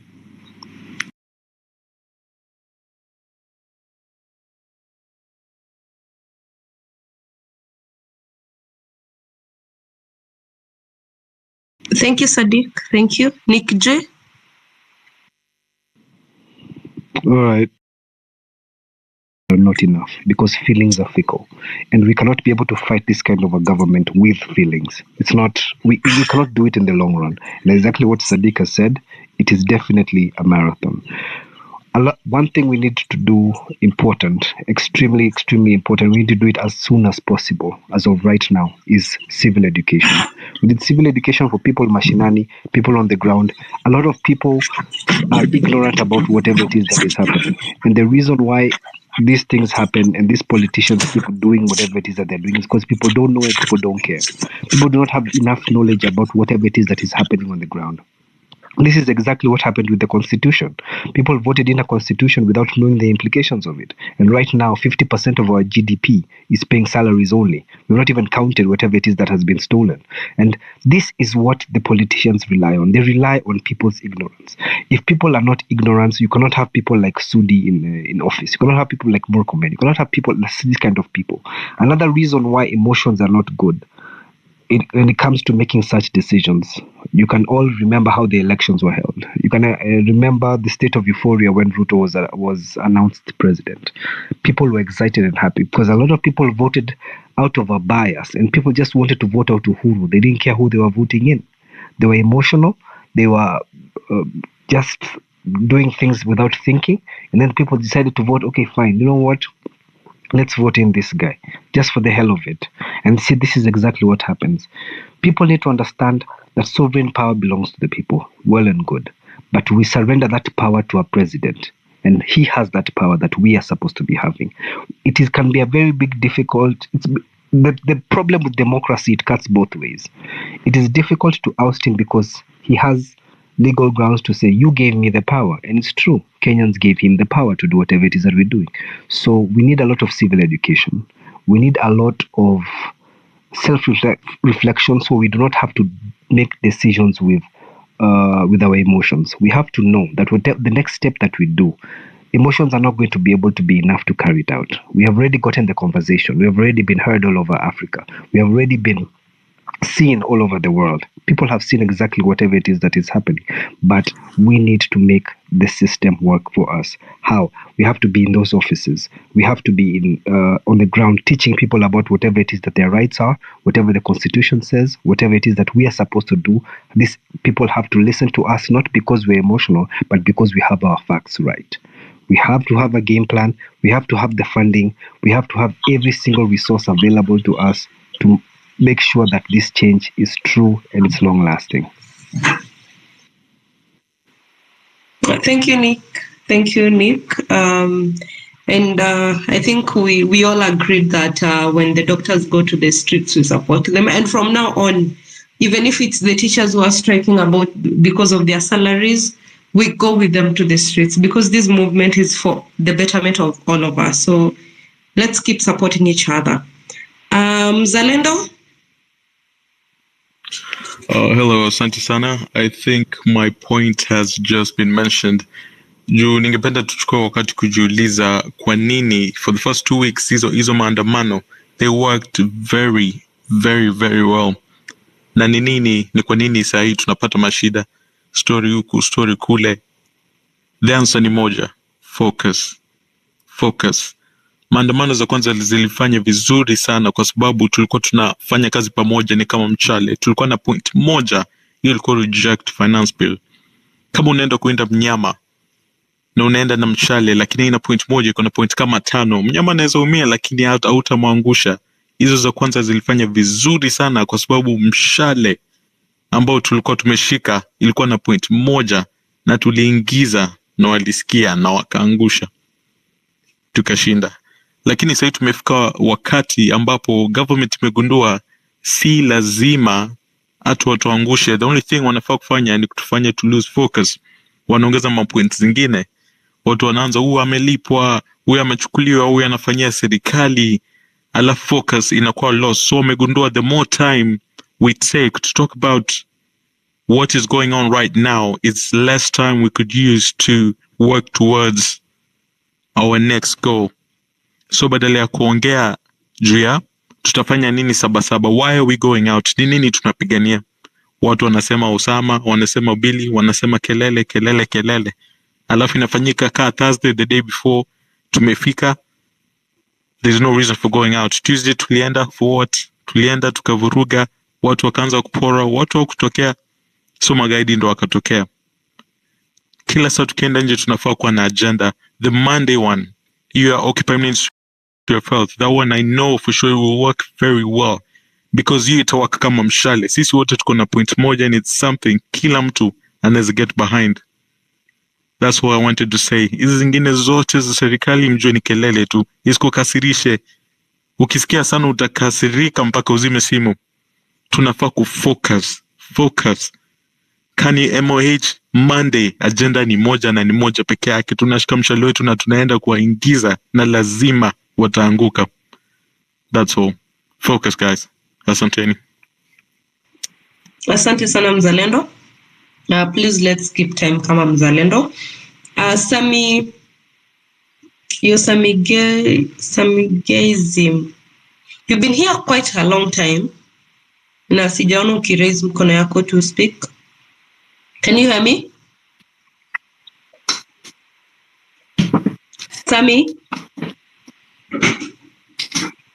Samigay or Samigizim or something like that. Freedom, Angalia, if everybody else could put their hands up so we quickly call your names at once and then you have your hands up, we know you're there. Instead of, if you're on the speaker and you don't have your hands raised, it's going to be difficult. I'll drop some again. You can ask for the mic again. If we can all have your hands raised. Now it's Kenyan lady that has her hands up, and then Bradley and David in that order, and then the rest, please, in Weni Mkono, so we know you're there. Thank you. Take it over. Kenya lady. Asanteni tena. So I've been following all through, I've been here. And kuna mambo mawili matatu ningetaka, to talk about, because I mostly am usually a listener. Like ukiniona nimeingia, I mean, I've listened and I've tried to deduce something. So hear me out. There's this saying that goes, scarcity is the mother of invention. I don't know if you guys have ever heard it, but I am sure you have. So, and this one is nataka kuongelea. I want to back up. Her name was quite opinionated, and I think I am understanding where she's coming from. So the system is messed up. It is not working. It's not working from, the political front. It's not working from the business front. It's just not working, right? So there's scarcity of everything. There's scarcity of jobs. There's scarcity of everything. So what I understood from her is that when we are trying to fight the political giant, which primarily is what brought people together, let's also find ways in which we can also, do you see a very good example? Is unaona kazi yenye Hanifa anafanya. That is something that should be, we have repeated so many times. Hii ni kazi inafaa kukuwa ikifanywa by the government. I don't know which branch of the government that does compensations and whatnot or should be responsible, but they're raising money and making sure that our heroes are buried with dignity. That is somebody in the government should be doing that, even doing the compensation and going around and seeing those people in the hospital. However, Hanifa, with the help of everybody else and Gen Zs and, diaspora, kila mtu, tumekuja tukasaidia, and she's been running very, very smoothly compensating, trying to make sure that she has formed a very strong group ambayo wana visit watu in the hospitals and whatnot. Now listen, Quite Opinionated is saying this. How about we, number one, I'm just bringing this up front. How about we start vetting good politicians? For instance, mlikuja mkasema hapa sijui tumchague nani, yoitwa nani, the person that was in the Ministry of Education, simkumbuki yoitwa nani. However, when Gen Zs went in, they went down and under, and they actually did vetting on this gentleman. They were like, no, he's not fit. And it's because 1, 2, 3, 4, 5, 6, 7. So we can have a group that's just throwing names, and then you just vet the person. How do they handle themselves? Do they show up in parliament when they were in the ministries? How are they able to hold themselves? If it is a group of lawyers for people to go to the High Court and be nominated to lead us in different departments in the political scene, float a lawyer, a good lawyer, Kivuta Kibwana, or even younger lawyers that people have been complaining about. Walienda wakafanya diploma, walienda wakafanya degrees, but they're still hanging out there with no jobs. Vet those people. If we'll not be able to get them to parliament, then there comes another thing. Let's come up with businesses, those who are able to, those who are the people in diaspora who are very, very vast with businesses. Tunajijua. Okay, we come together. Let's see what we can come up with in this time of scarcity, and we can be able to create jobs for our people. Let's form a group. Let's see what business can thrive right this second. If we have businesses that are running right now, how about we come together and we see, hey, watu wa nyumbani, how can you come to my business so that I can grow? I can employ you guys. We can continue to build other branches. Like, let's put our minds together and build what the government is not doing at the moment. What we have heard from the president, I was there again for 20 minutes and I could not take it after he said that the dead people and their families to be brought to State House. Then akasema yule kijana sijui aliuliwa vipi, yule mtoto wetu. I swear to God, that kid had 8 bullets. Anyway, let me not go there. But I understood Quite Opinionated very, very clearly, and I think that's a different thing. I think should be part of the agenda. So what are we doing parallel to what should be done that we are able to do? Let's go to the extent that we are able to do. If we come up with a business and we are getting a pushback from the government, maybe they don't want to register our businesses. If we come up with a company and we know this is going to work well, we do have the Gen Z, so that means that we have the market. If they don't want us to register the business for whatever reason, then we will have the attorneys to represent us. So please, let us listen to what she was saying, and that's what I took home. This is a wider discussion that we can have, and if you guys can reach me out. Let's see how we can figure this thing out. We can do this. Again, scarcity is the mother of invention. Let's become inventors in this time of scarcity. The second thing that I wanted to say is I think I put it all together. The scarcity and creation of businesses, creation of opportunities. And the second thing is vetting. Let's start a vetting group, and I don't know how to call it. Let's start vetting people. Okay, if IEBC has to happen, regardless, we have to find a way in which IEBC will happen. Kama maandamano ni ya MOH yenye nakuja Monday, if IEBC does not happen in 10 days like it was promised, let the next maandamano be about IEBC, and then let's start vetting, and let's run from politicians to good governance, like companies. Let's vet company. Let's vet organizations. Let's vet businesses. Let's vet a lot of things that will be able to be born from this movement, other than the political front. Thank you so much. Thank you.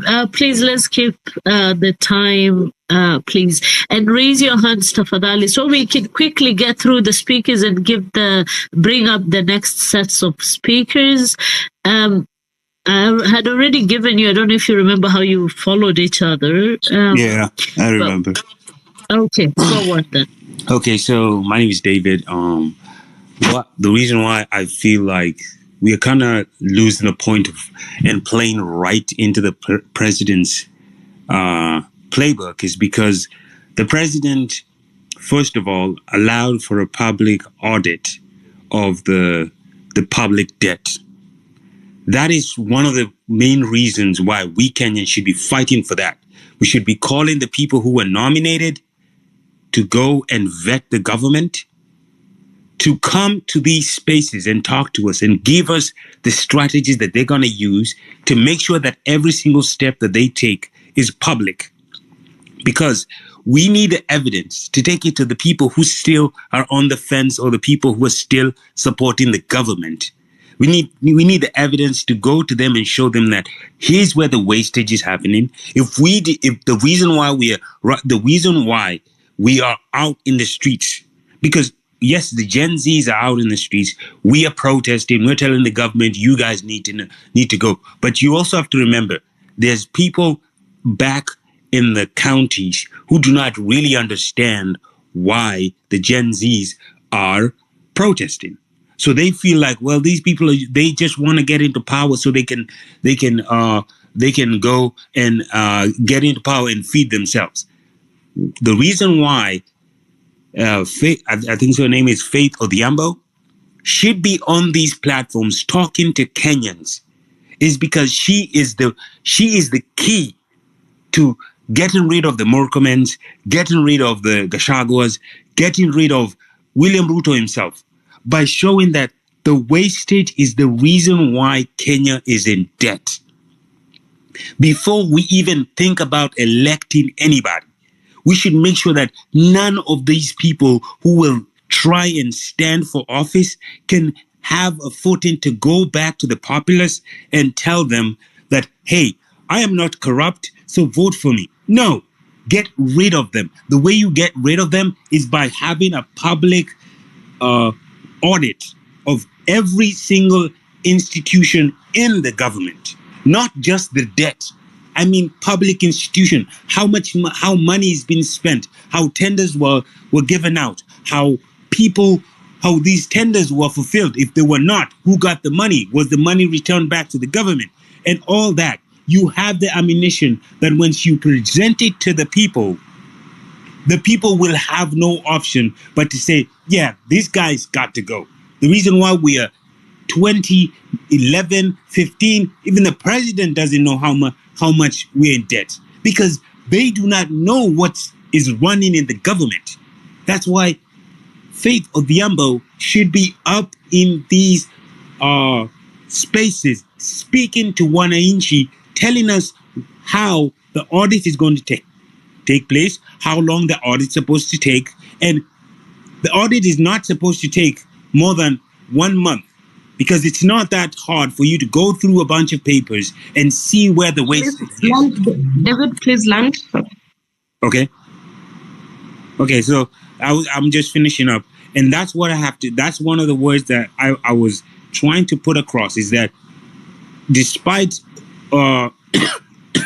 Otero and whatever he's done, those are just tactics William Ruto is trying to do to take us away from the true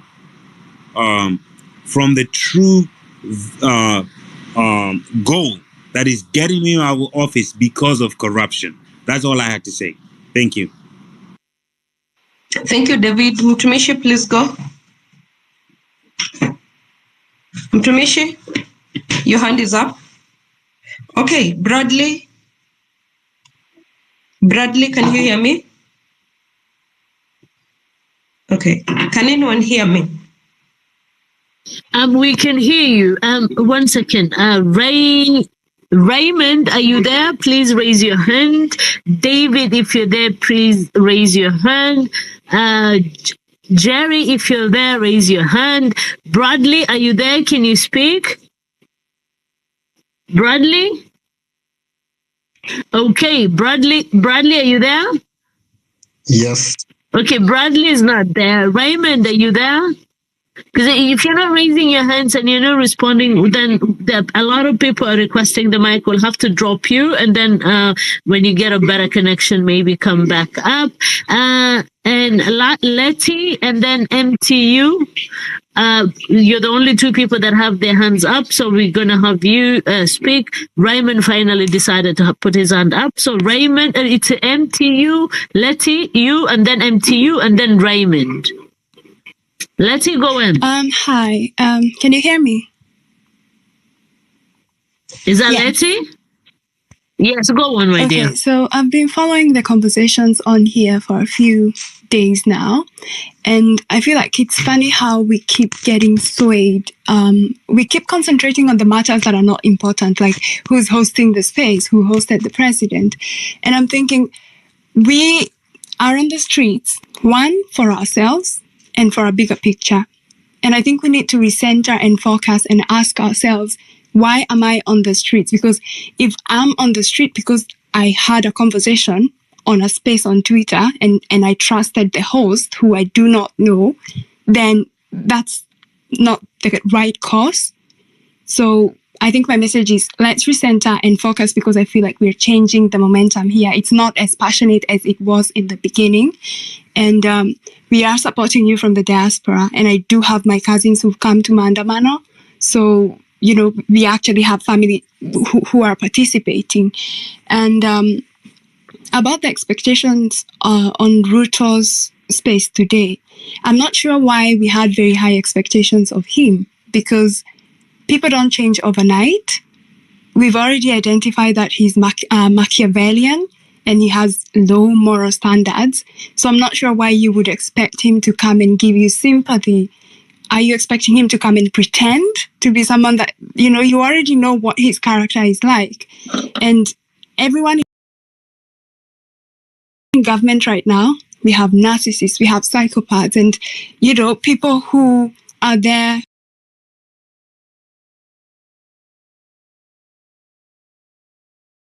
for themselves. They're very self-centered. They're not going to change them all out, regardless of changed behavior. I feel like they've had the chance to show us changed behavior, but they haven't. And when it comes to vetting, I'm of the idea where I heard from another space that, you know, Gen Z, they can create a party and we can start vetting. People. Now, I am an IT systems engineer and I'm a civil servant. And in the civil service, we have behaviors and competencies. And I'm not sure how these people get their jobs.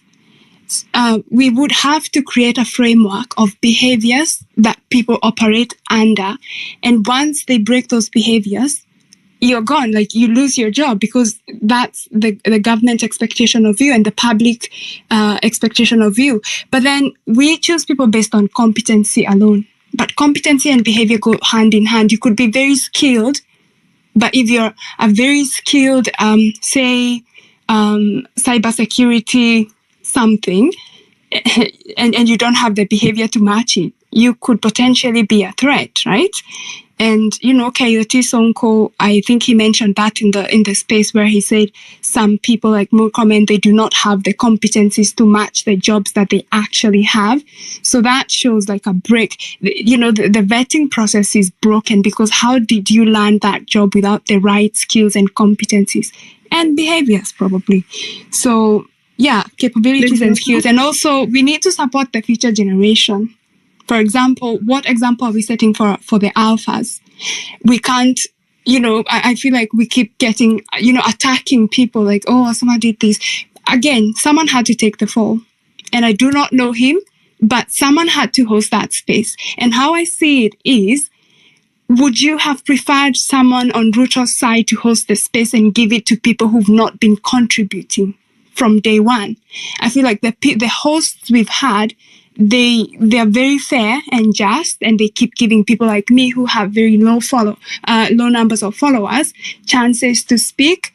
I'm pretty sure if someone from the State House, yeah, I'm finishing up, sorry. If we had someone from State House hosting that space, we wouldn't have had the chance to talk. So, yeah, so I guess my message is recenter, refocus, and yeah, I trust the movement. Thank you. Thank you, Leti. Mtumishi and Raymond, who is ready. Mtumishi, are you here? Okay, Raymond.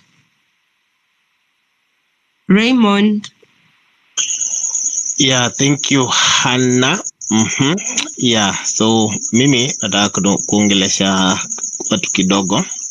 So like hii space yenye tumekuwa leo, tumeona ile kitu happen na tumeona tukidanganywa live, lakini wale walikuwa kwa mic walishindwa kuuliza hiyo maswali mpaka KOT Sonko akaingia pale, at least akatu represent kidogo na watu kama sisi tukasikia vizuri. So please the next time, at least wakati mna host space kama hiyo, consider watu kama sisi tunakuwa pale, consider tu msiweke tu wale wanauliza tu maswali zenye mnataka peke yake. And then about the way forward, hapo ndio nilikuwa nataka kujua sana. Like unajua tumeshinda tukisema hapa hivi, we have no leader. All the time we have no leader. Osama amekuwa kihost hizi spaces, Kimuzi pia amekuwa kihost hizi spaces, Afrocentric amekuwa kihost hizi spaces. But ukiangalia sana, Osama ndiye amekuwa kishikashika hapo. So maybe that is why walimpatia contract. Na hatutamlaumu kwa sababu yeye alikula chenye alikula na akaenda. Ni sawa. We have no leader.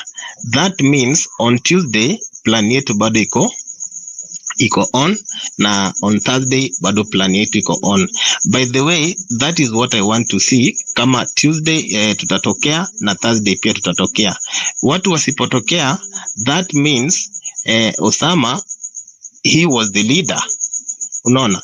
That means Osama was the leader.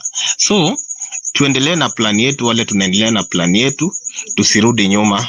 Hapa hivi tumesema agenda ni, it's not about the finance bill. Hapa tumesema ni Ruto must go, na tutado everything to make sure Ruto ameenda. Unaona? Yeah. So kuna wale watu tumekuwa tukisupport. Mimi personally kuna watu tumekuwa tukisupport, kuna watu wamekuwa kinisupport na mimi na support wengine, at least waweze kufika pale town, waweze kuingia maandamano. Hatukatai, sisi wote hatuwezi kufika maandamano, but ile kidogo yenye 7 pia ameenda. So sina mengi, nitaachia hapo kwa sasa. Ile kitu tu nilikuwa nataka kuweka clear.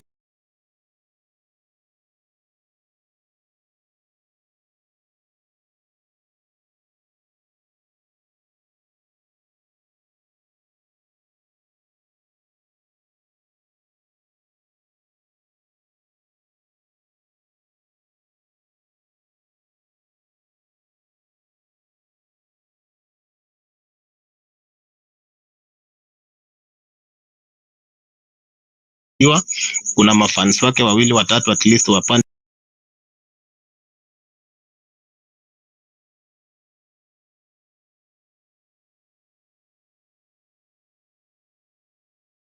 Please.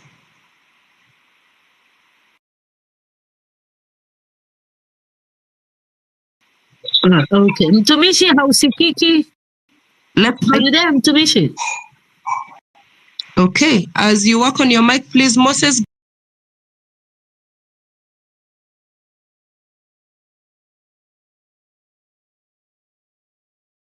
Can you hear me? We can hear you loud and clear, Moses, and thank you for bearing with us. You've been on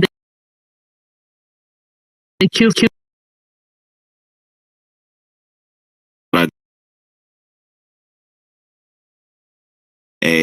I noted during the Engage the President, on the SpaceX, he talked about, there's a guy from Kimilili, the last guy who actually questioned him about, he doesn't have a job, he doesn't have everything. Then the president was just there talking about, they're going to advertise for, construction people to, apply for jobs next week. I am in the built environment, and I can tell you this affordable housing thing has never been advertised in any forum. I want anyone here with any evidence of any procurement that has been done via the media for those jobs to post it here so that we can see. For me, that was a big lie. that guy should not expect that he's going to get anything. Whatever that president was talking about is something that he doesn't know. The other item I want to talk about is the fact that we need to keep suppressing the members of parliament. I want to give an example of a lady. There's a lady lawyer in the last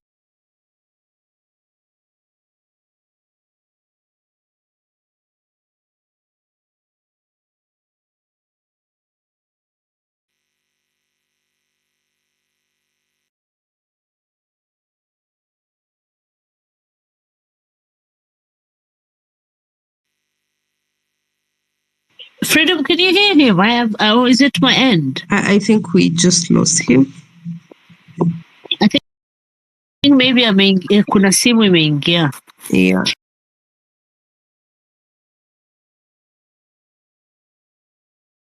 these people, the MPs, any audience, let them not be mounting on top of cast to tell us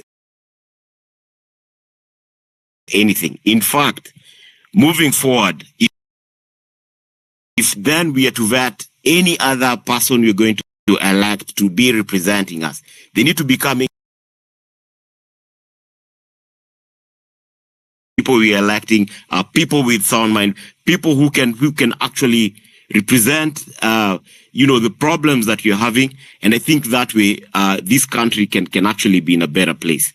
So the last item is about I always talk about this president is always hopping around, moving around, and is basically I've not seen any tangible effect or any advantage of all those trips he's been making.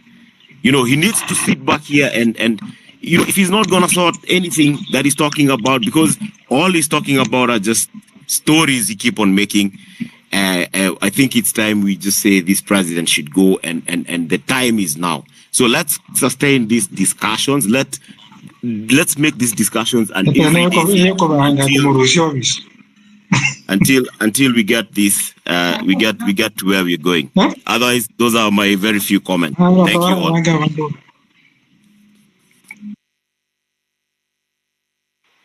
you all. Thank you, Moses. Where are you now? Yeah, Freedom, just let me. All right. Yes, Mtumishi would be next, but if the rest of the speakers kindly tunawaomba tafadhali raise your hands, stick to the 3 minutes, and so we know you're there. Otherwise, sometimes mtu ako kwa speaker na ame lose network and he will be stuck on the speaker panel, and then we cannot bring the other sisters and brothers who are requesting the mic. Please, guys, bear with us. I can see you all. We'll definitely bring you up. Please, the ones on the speaker, can you please raise your hand so we can call your names? Mtumishi first, and then go to Esther, and then Agenda, Odongo, Jack, and then Onyisi Pam, in that order, please.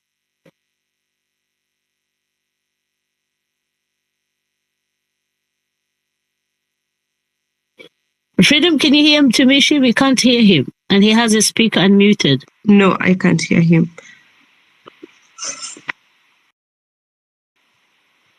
Okay, the next speaker.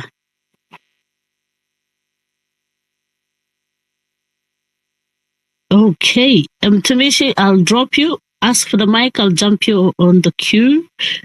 You're having a problem with your mic. I'm going to call again. It's Onyesi S.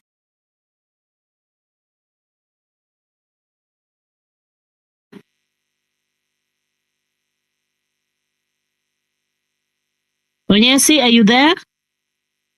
Esther and Odongo, you have your hands raised. Take it over, please. And Jack then. Okay, thank you, group. I joined late, but I was able to follow up the discussion.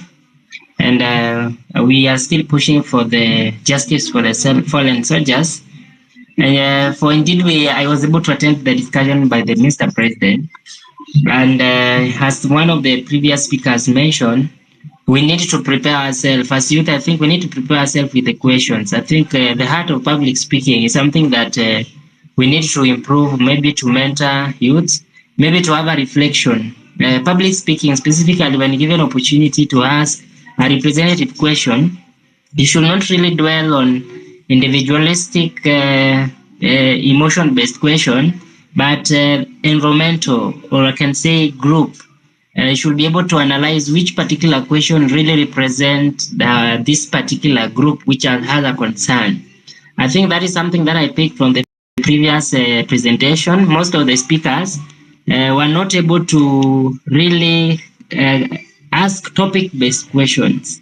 But it was a very good discussions. Many people were given opportunity, although it was not well balanced. But now, what I encourage our group is that for us to win this particular war, we have to keep on. Just joining the space discussion is something that really adds a point. Let us keep engaged. Let us go back and study. Let's study constitution. Let's study governance. If you are a specialist in a given area, for example, I hold a master's in health economics. It is our responsibility to analyze health policies whenever such opportunity shows, cutting cross issues across health sector. We need the same from law students. We need the same from finance students. It is the time for us to express our specialization to help our country. We have gone to school. We should not be much generalized, but be specialists. And I believe we should be able to push our colleagues to have a vote. And you know, vote is power. I'm really pushing in Dedan Kimathi, Nyeri Polytechnic,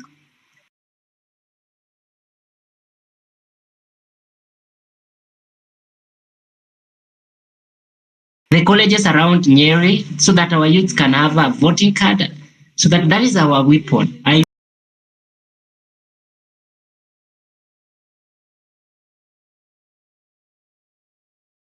emulate from us. There is a discussion, there is a platform that I attended, and the way I explained to them, they were really subjecting, like, why are we doing this? But when I was given opportunity to explain, they came to understand our grievances. So let's continue the discussions. I will be part of this particular team. Let's do research. Let's just research about our specialization as far as the country governance is concerned. Then we'll be objective. Thank you very much. Thank you, your Easter. Thank you, Easter. We have issues in the health sector as at right now, and you being in that sector, you should form a working group so that you explain to us what is going on in the health department. Odongo, please, you're up. Yes, yes. One of the challenge in health sector right now, which I know we are really, it's in the public domain, is the understanding of the universal healthcare, the approach, or maybe the implementation of universal healthcare in the model of the NHIF or in the model of the community insurance, as opposed to the previous. This one, the NHIF was individualistic. And having a social health insurance should be able to cover everyone. But now the main problem we have is that we are increasing the base of coverage, but we do not know how we are going to collect the resources, specifically the finance and even the utilization.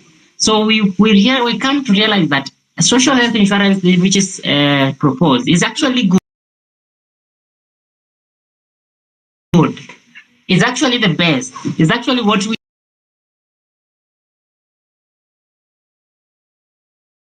a public hospital is doing business with the private sector. Our country is a country which has got no knowledge on human resource distribution. We have an imbalanced human resource. So when you walk into, for example, level 1, it's not even a level 1. You know, we do not know the kind of human resource and even the kind of resources which shall be at the level 1. We do not have a good referral structure. But what I can say is that let us not demystify social health insurance fund. It is one of the best.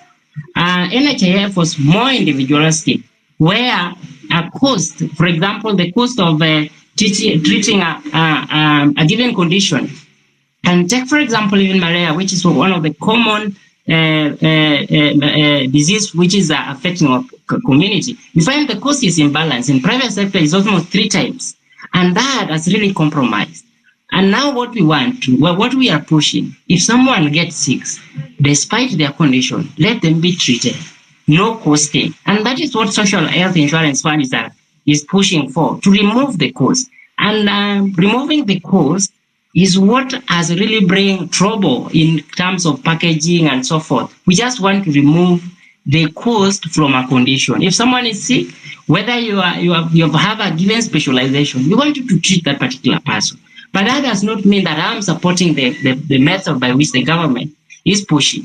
We have to sit down and ask ourselves, what is our level? Because the defaultant rate of paying the Social Health Insurance Fund, if you compare with the Fuliza, and other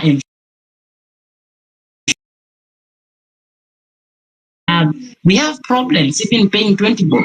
So we have to sit down. What is our limit? It is the best. But again, how can we approach it? So I'll be able to provide much of the insight. As far as now is concerned, we should just ask ourselves, how can we contribute in a manner that we don't cause poverty? Because one of the principles of insurance is to alleviate financial suffering, so that when someone gets sick, after payment, then they get back, they start from zero, or they may not be even able to afford. So removing the cost attached to condition is something that we should work on, so that we think about resources. How can we collect resources to treat, but not attaching a cost to the patient? Thank you very much. And I welcome any other questions, but I know my health colleagues are around in the space. We should be able to improve and work and then make sure that the social health insurance is one of the key to universal healthcare coverage. Okay, Odongo. Maybe you could collect a group of you who have knowledge on this, so that next time we hold a space where the people who are skilled in different categories come to educate us on what's going on. Maybe you'd come up and educate us on this in a longer way, or in an expansive way. Thank you. You can actually run a topic of the discussion, so that you can we can come up as a panel of discussion, so that we can dissect the element, all the packages, from the household, to comprehensive coverage, we can try to dissect in a manner that we can now know which parties are burden on a given household. And as far as Kenya household is being classified as a household of above poverty, which is $1 per day. So we can come up with that discussions to discuss and give way forward to the implementers. Okay. I think we'll have a talk with Afro, and then we'll come up with those discussions. So I'm not seeing any hand up, and that means we are going to drop all the speakers on the panel. Please raise your hand. If you're on the speaker. Ayo? Historia kure. Unanisikia? Yes, I can hear you. Yes. Historia kure is hands. Tuchukue tu venye tumeingia. Anyway, this is what I want to say. Me, I won't even take your time. I have 2 issues. Tomorrow is on Saturday. We have Saturday, Sunday. What happens on Monday? What happens on Tuesday? Are we still going on the streets on Thursday? Those are my simple questions to the KOT, or rather KOX in this space. I heard that you're going to light up a candle on Monday. I don't know about that. Or whatever was going to happen on Monday, I don't know. There's something that was planned for Monday. What happens on Tuesday? Are we going to the streets? Are we going to raise placards on the streets on Tuesday? Because I don't know. Whatever happened on the Twitter space today, having seven people speak speak on behalf of the 2 million youths out there, or Gen X, or rather Gen Z and youths out there. Were our issues addressed? I don't know about that. So my question to you guys, what happens on Tuesday and Thursday? Are we still going on with the normal curriculum, or we've changed the curriculum? Is the timetable still the same, or have we changed the rhythm? Those are my simple questions. Everything that we are yet to address, the government is yet to address. I think ni stories za jaba, igava sidhani kaina tusikia. I think we just have to make it work. Sawa. So for me, those are my two questions that I really need to know the way forward, at least for now. Okay, thank you, Ayo. I think on Monday we are going with the medics to Athi House, right? They're having their Occupy MOH on Monday. Oh, so on Monday we are... On Monday, Occupy MOH. Tuesday? I have no idea about Tuesday, but I know on Monday we have Occupy MOH, and we are all going to show up. All of us. On Monday, we are supporting our medics. One died trying to help all of us. Others were injured. I mean, if you saw the last video of the lady who was talking to the police officer, you know how she felt the pain of it. She's trying to save a life while the police officers are tear gassing them. Yet, those were interns, if I'm not wrong. Those are the people who do not have jobs. Those are the people that gava imekandamiza. I don't even know what kandamiza means, but imekandamiza. That is what it has done. So we go there, support them fully. That CS, I don't know if she was reshuffled, but Nakumincha has to go home. Honestly speaking, Ruto has the most daft people in the cabinet. And someone said people get those positions by merit. Really? Those people get just those positions by who you know where. I can even go with my class 2 certificate and be given a position as long as I know who Wetangula is. And it cannot keep happening like this. So we support all I know is on Monday we are supporting our doctors. Fully 100%, we will be there with them. But you see, sorry for coming back again, but you see, here's the thing. I'm trying to, and I wish I could, it's just that that sort of space, watu wako wanapewa mics, watu walikuwa washachagua watu watapea mics. But you see, here's the thing, and we need to start driving that agenda.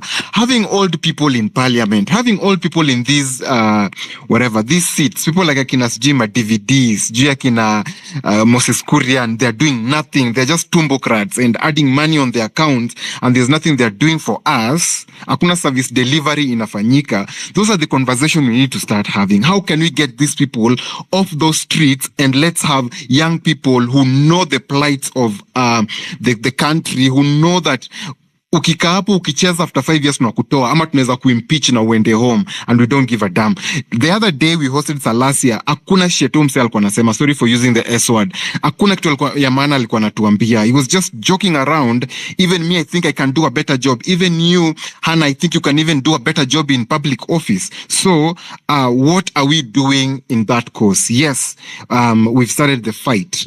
Can we just keep these conversations going, whereby we need to start rethinking the people we have in office. We go to the grassroots level.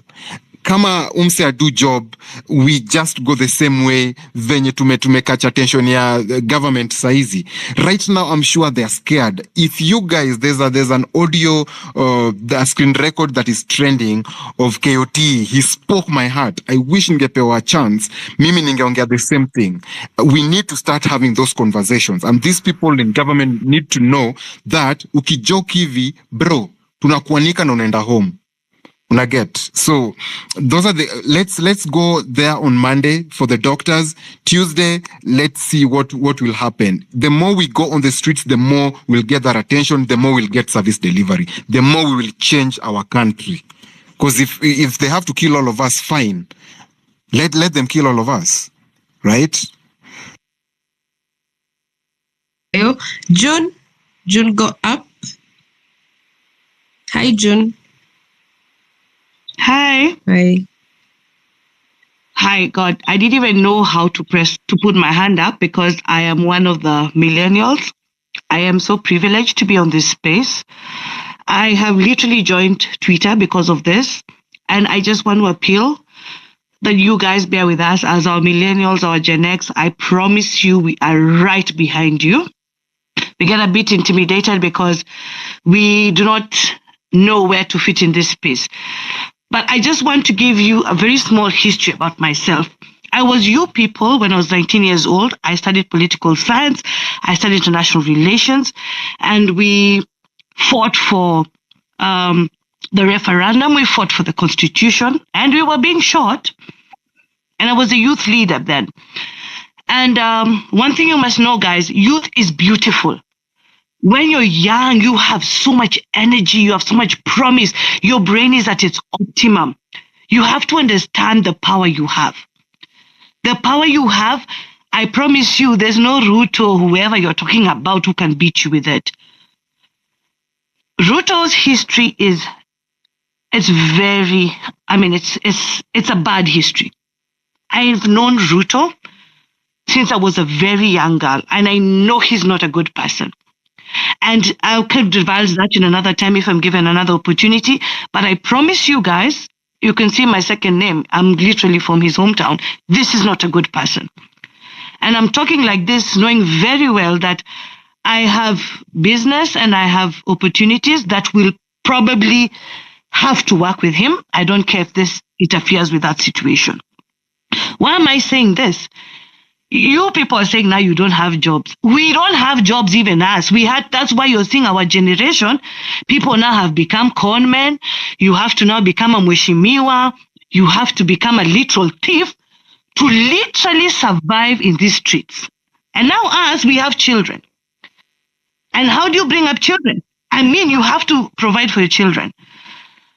So guys, this vetting you've talked about, very important. And it's very simple. You see someone like Karen Nyamu and then people are like, oh, Karen Nyamu, oh, this is the lady who likes dancing. I don't know, what's her name? Millicent Omanga. And then those are your women leaders. Have you even heard of one woman leader coming to talk about or even tearing the lives of the women who lost their children? I promise you, if it was my child who had been shot, I would have gone to State House with a gun. I shoot whoever I will, and we'll die together. This joblessness you're talking about, we experienced it very painfully. Voting. Guys, I have been one of those people who spend my personal money every campaign to ensure that the youth go out and vote. All this talk, fine. I believe in the whole system overhaul. Ruto must go. His whole cabinet must go. His MPs must go. I believe in all that.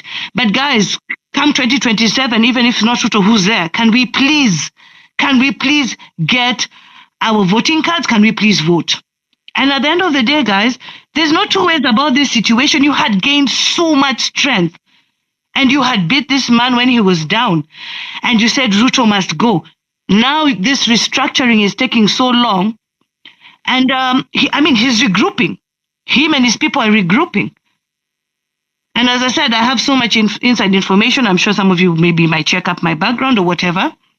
But he's now regrouping. He's getting his confidence back.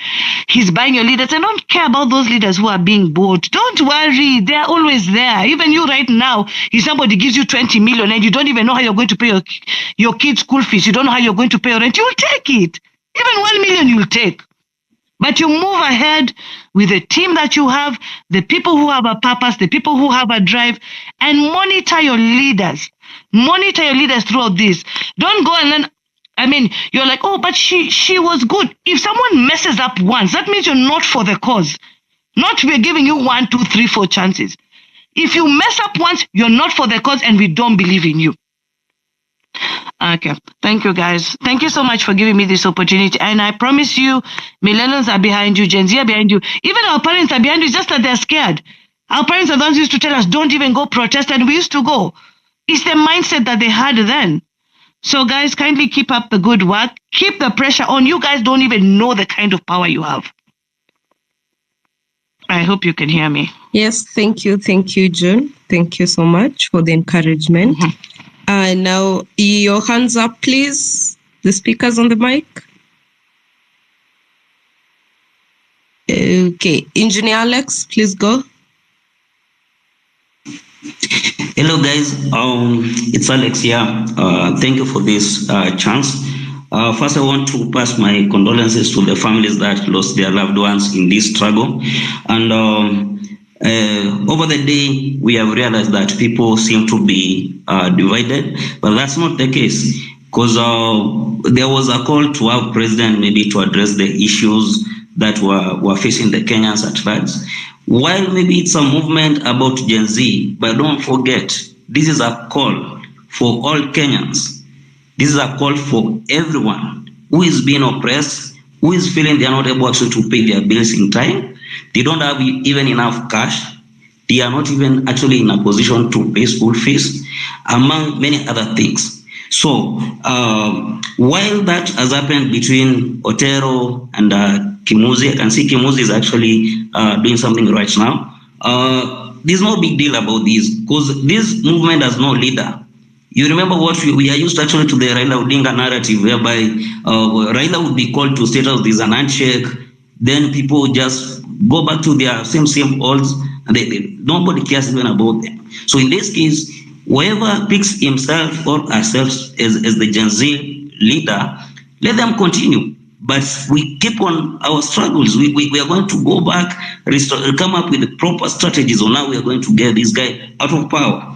Whatever he's giving us, they are analogies that are not going to add up at the end of the day. For instance, if you can check the questions he was answering today, they don't have any correlation about moving forward as a country.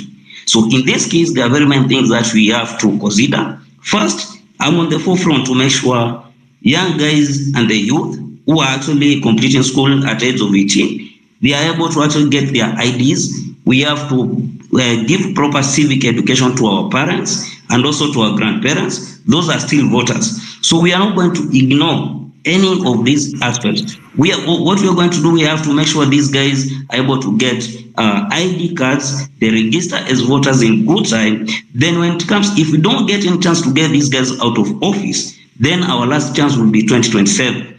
So if we agree, we get one person, and also we form ourselves a very strong movement and choose people who are credible enough to be good leaders, people who understand actually what is governance. It's not about getting public coffers, getting money, and they're driving big cars and all that. So at the end of the day, we are fighting for the future of our children as well as for us.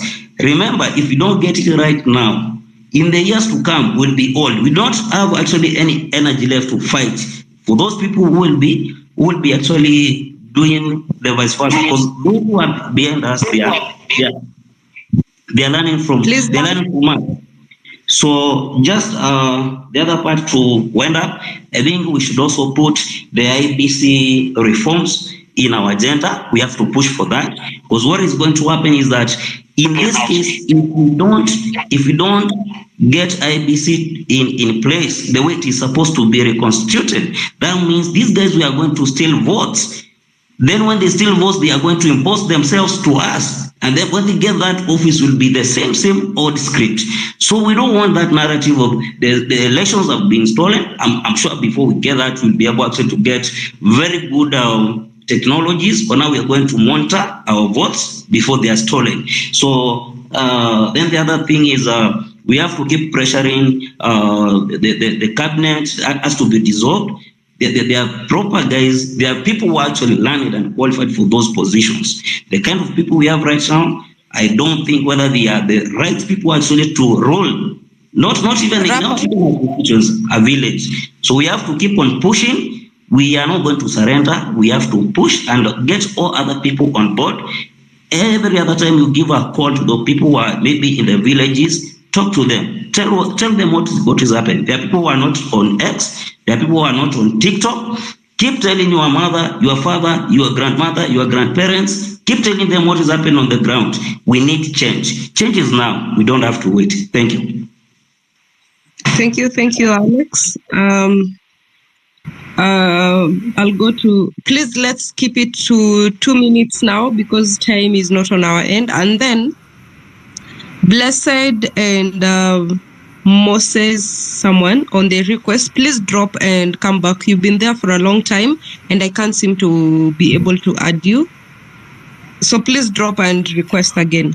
Okay, let's go to Senator Tata, I think. Hi, Freedom. Hi.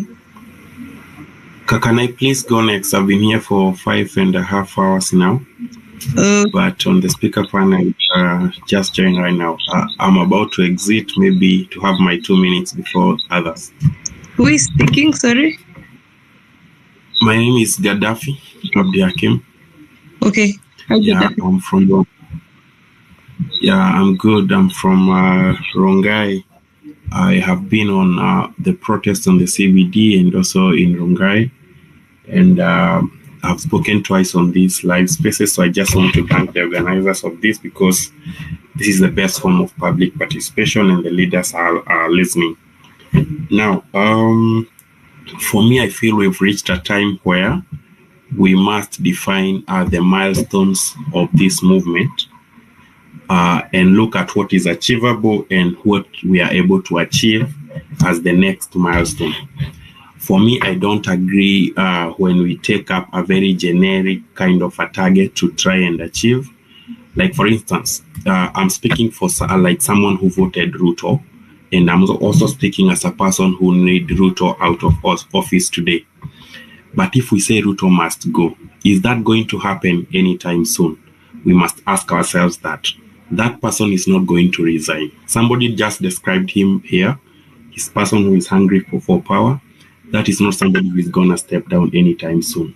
So what is it that you're supposed to look at? If you're going to focus on accountability as youth, let's look at accountability and see what is the next thing that we can call to order. We've defeated the finance bill. Is the next thing the IEBC?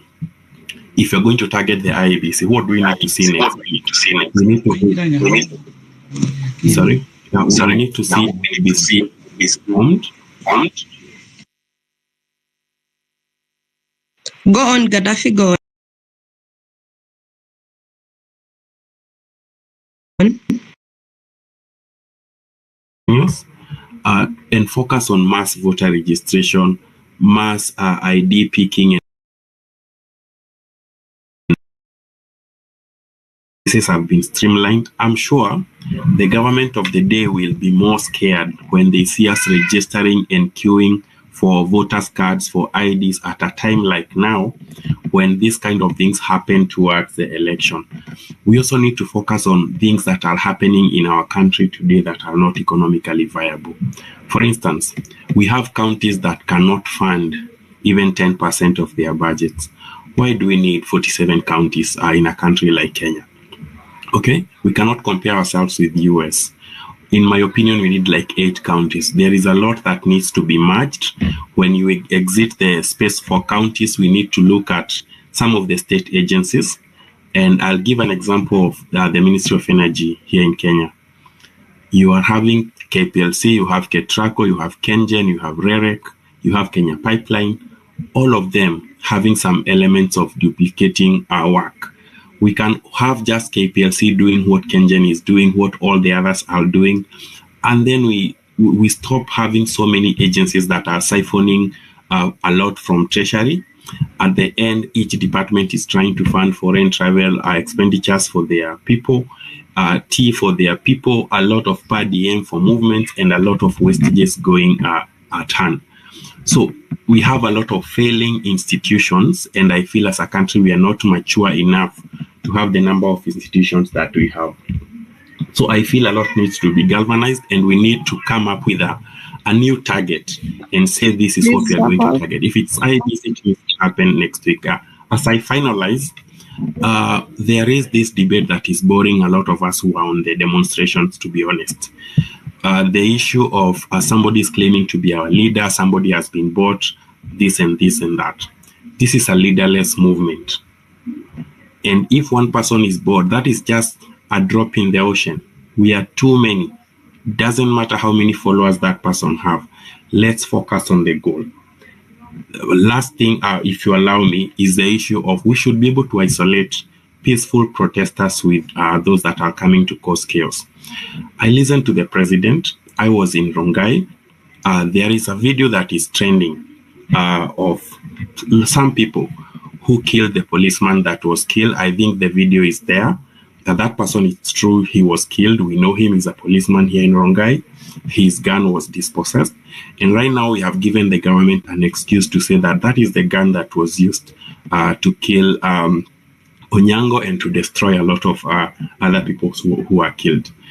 But because the videos are there and we can spot these people who killed a policeman, why can't we take it as our own initiative as Gen Z to flag those people and expose them in the same manner that we are exposing the wrong police officers? Because on Monday when we occupy MOH and those kind of people show up, it will be branded as a blanket. Gen Z, they are starting to be like this, and they are not peaceful protesters anymore.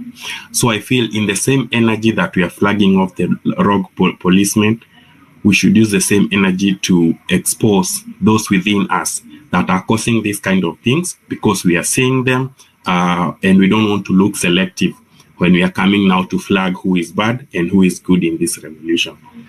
Let's keep focused, and I believe we will win. Thank you very much for the chance. Thank you, Gaddafi. Thank you so much. And also thank you for the clarification about the Rongai matter. That is very informative. And then I don't know, what did the president say about there's one police who is from Uganda. He's not even Kenyan, and he was on the street shooting. What the? Who even does that? He is Ugandan and he was on the street shooting Kenyans. I mean, that should actually be treasonous. What was that? What was that? So,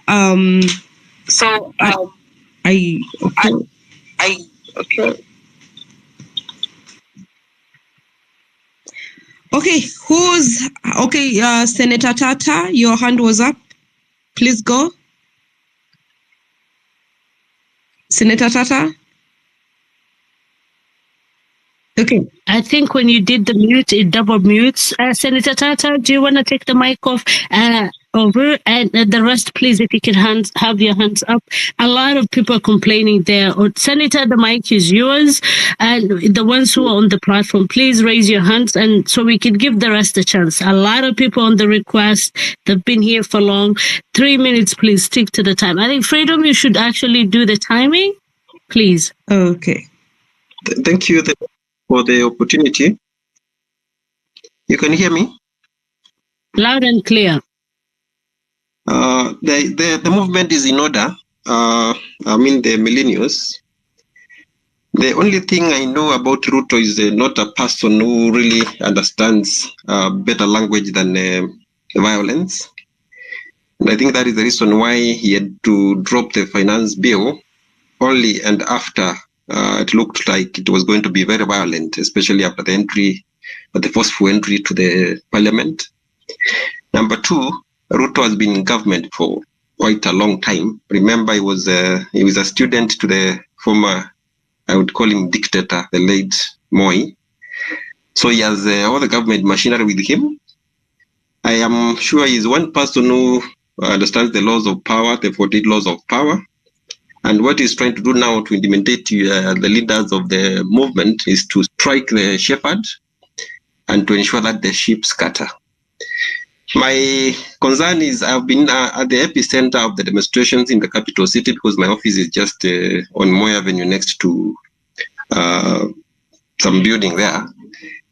But the kind of things I've seen in that town are worrying because we have thugs who take over, especially in the afternoon. I was in town on the Tuesday that the Gen Z broke into Parliament, and it was regrettable because everybody was being tear gassed from behind the town, and it is really regrettable. But you can be sure the president will not understand any other language other than violence. He will not understand anything else other than an agenda which is motivated by multitudes of people. The only question I have is the sustainability. Kuna msemo wa Kiswahili unasema ngoma ya vijana haikeshi. So I don't know what modus operandi is in place that after like what happened after the much pressure that it dropped the finance bill, how then does the movement sustain its activity and the push for better governance? It is time that we put in place proper mechanism to sustain the pressure, because the country needs proper governance. It's not only the millennials and the Gen Z who are oppressed. I can tell you, everybody in the country, from the civil servants, everybody is just feeling the heat of poor governance from the government. So I have not much to say other than to congratulate the organizers. Do not worry when your shepherd is struck. I've seen people talk about the Osama and everybody else, and we need to keep moving and keep the pressure on. So thank you very much. Okay, thank you, Senator. Whose hand was up first? I'll go with Blessed. Blessed Prince. Hello. Hello. Yes, I can hear. Yes. Thank you. Thank you for this opportunity. I was waiting for a long time.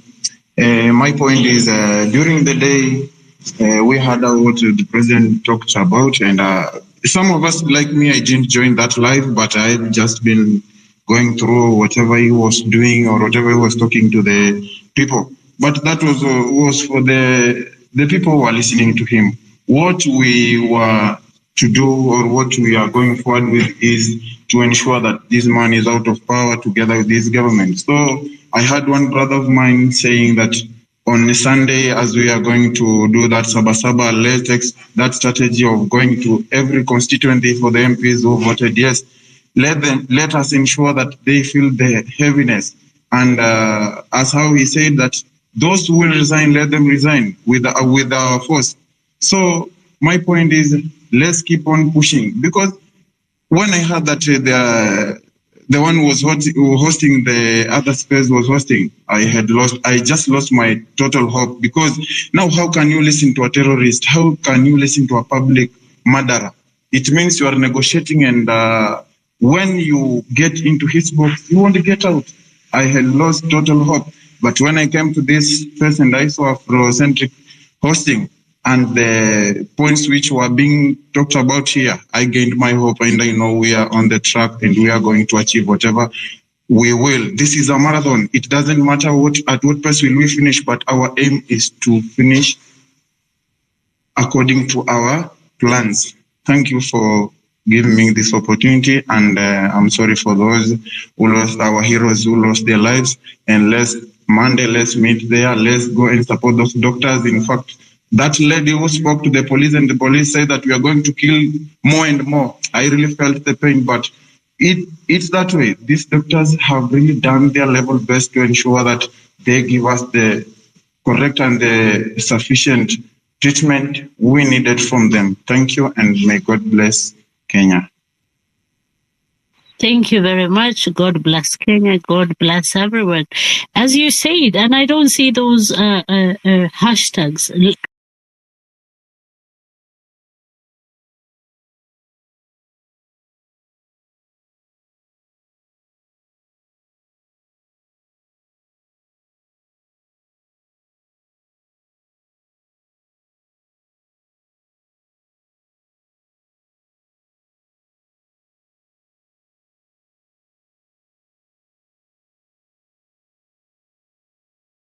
Guys, let's not lose hope.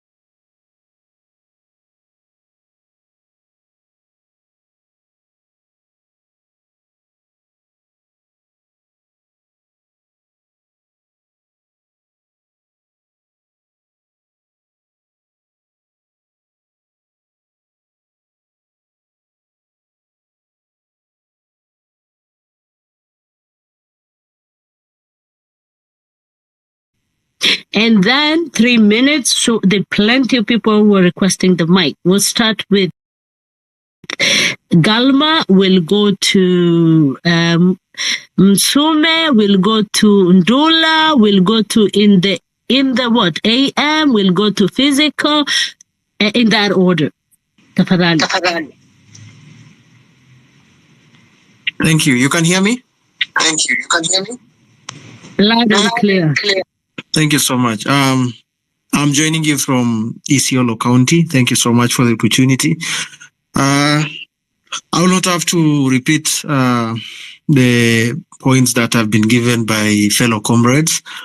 Mine is just to get into the way forward.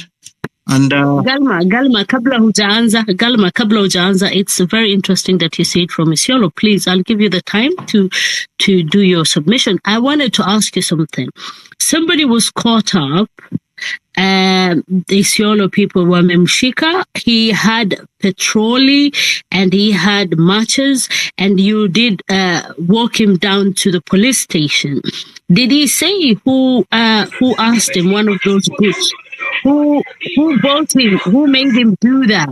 Did he say that? And we've also seen another video circulating, a guy that stopped people from vandalizing something. He was aligongwa na mawe kwa kichwa, and then he was accusing somebody else.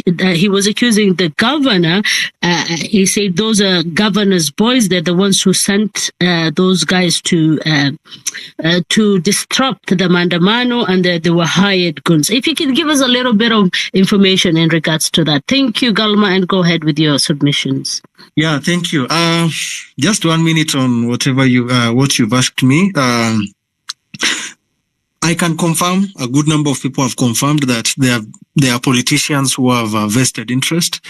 And unfortunately, there are some people who sent goons from the office of the governor and the county assembly, like the whole county government, who wanted to take use of the Mandamano. We said we are going to occupy governor's office. That was what we did on July 4th. But unfortunately, the young man by the name Salah Tadicha, who was injured in the process, and actually the people who injured him, goons, that one I can verify.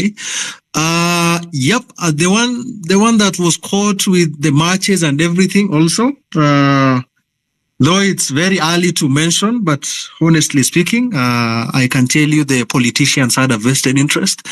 And currently, as we are engaging with young people on different platforms, it has really come out very clearly that the county government, we wanted to hold them on why is it that the 75 million bursary that was supposed to be released on the just ended financial year 2023-2024 was not released, and why is it that there was no report that was submitted to explain the same? And also on the health, like our mortuary is still not working and everything. So I think as a way of just trying to take advantage of what is happening nationally, that the goons have infiltrated the Gen Z protest in Nairobi and other areas, they wanted to use the same justification. But yeah, I'll be able to keep you updated on some things that are happening. Going to my submission, I think now my 3 minutes will start now. Thank you so much, everybody.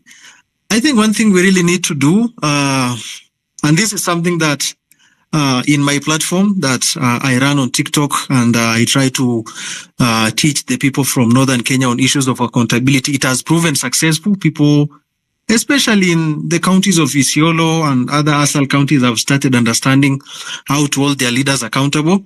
The way forward is we need to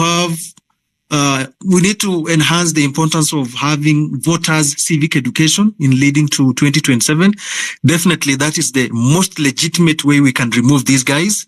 And if need be, we need to plan properly. If there are graphic designers here, we can come up with infographics, movement pledges, info cards, identifying areas of intervention by selecting reasonable TikTok and X influencers. Reasonable, that is the word.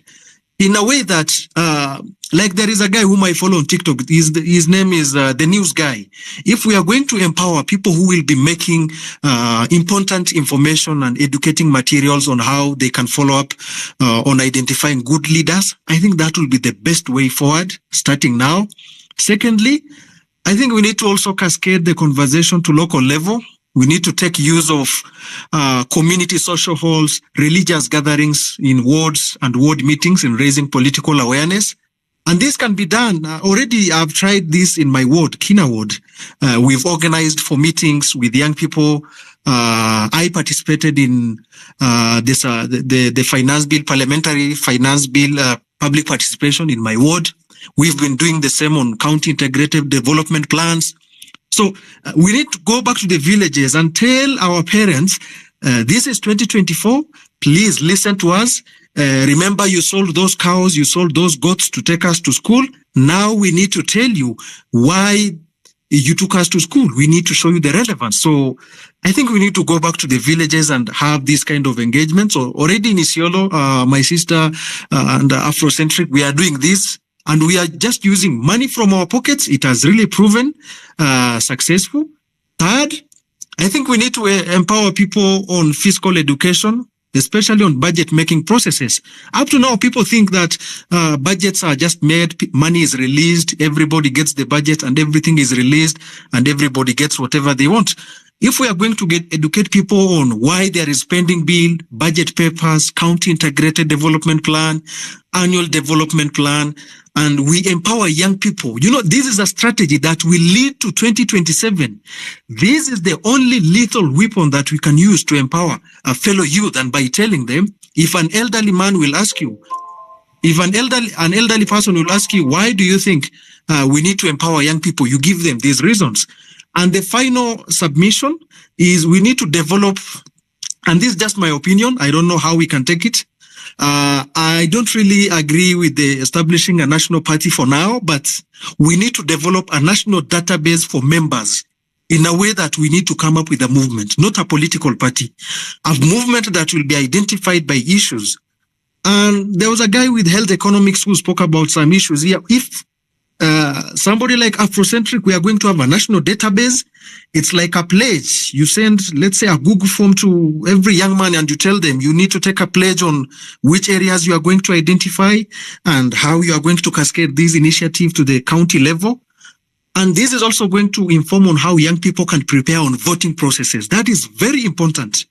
You saw today, the Labour Party, when they won in the UK, the Labour Party, when they won in the UK, this is something they started more than 10 years ago, more than 8 years ago. It's a process, They never came and defeated the Conservatives just in a day. So we need to begin this process. We need to empower everyone politically. People take politics as an event. Politics is a process.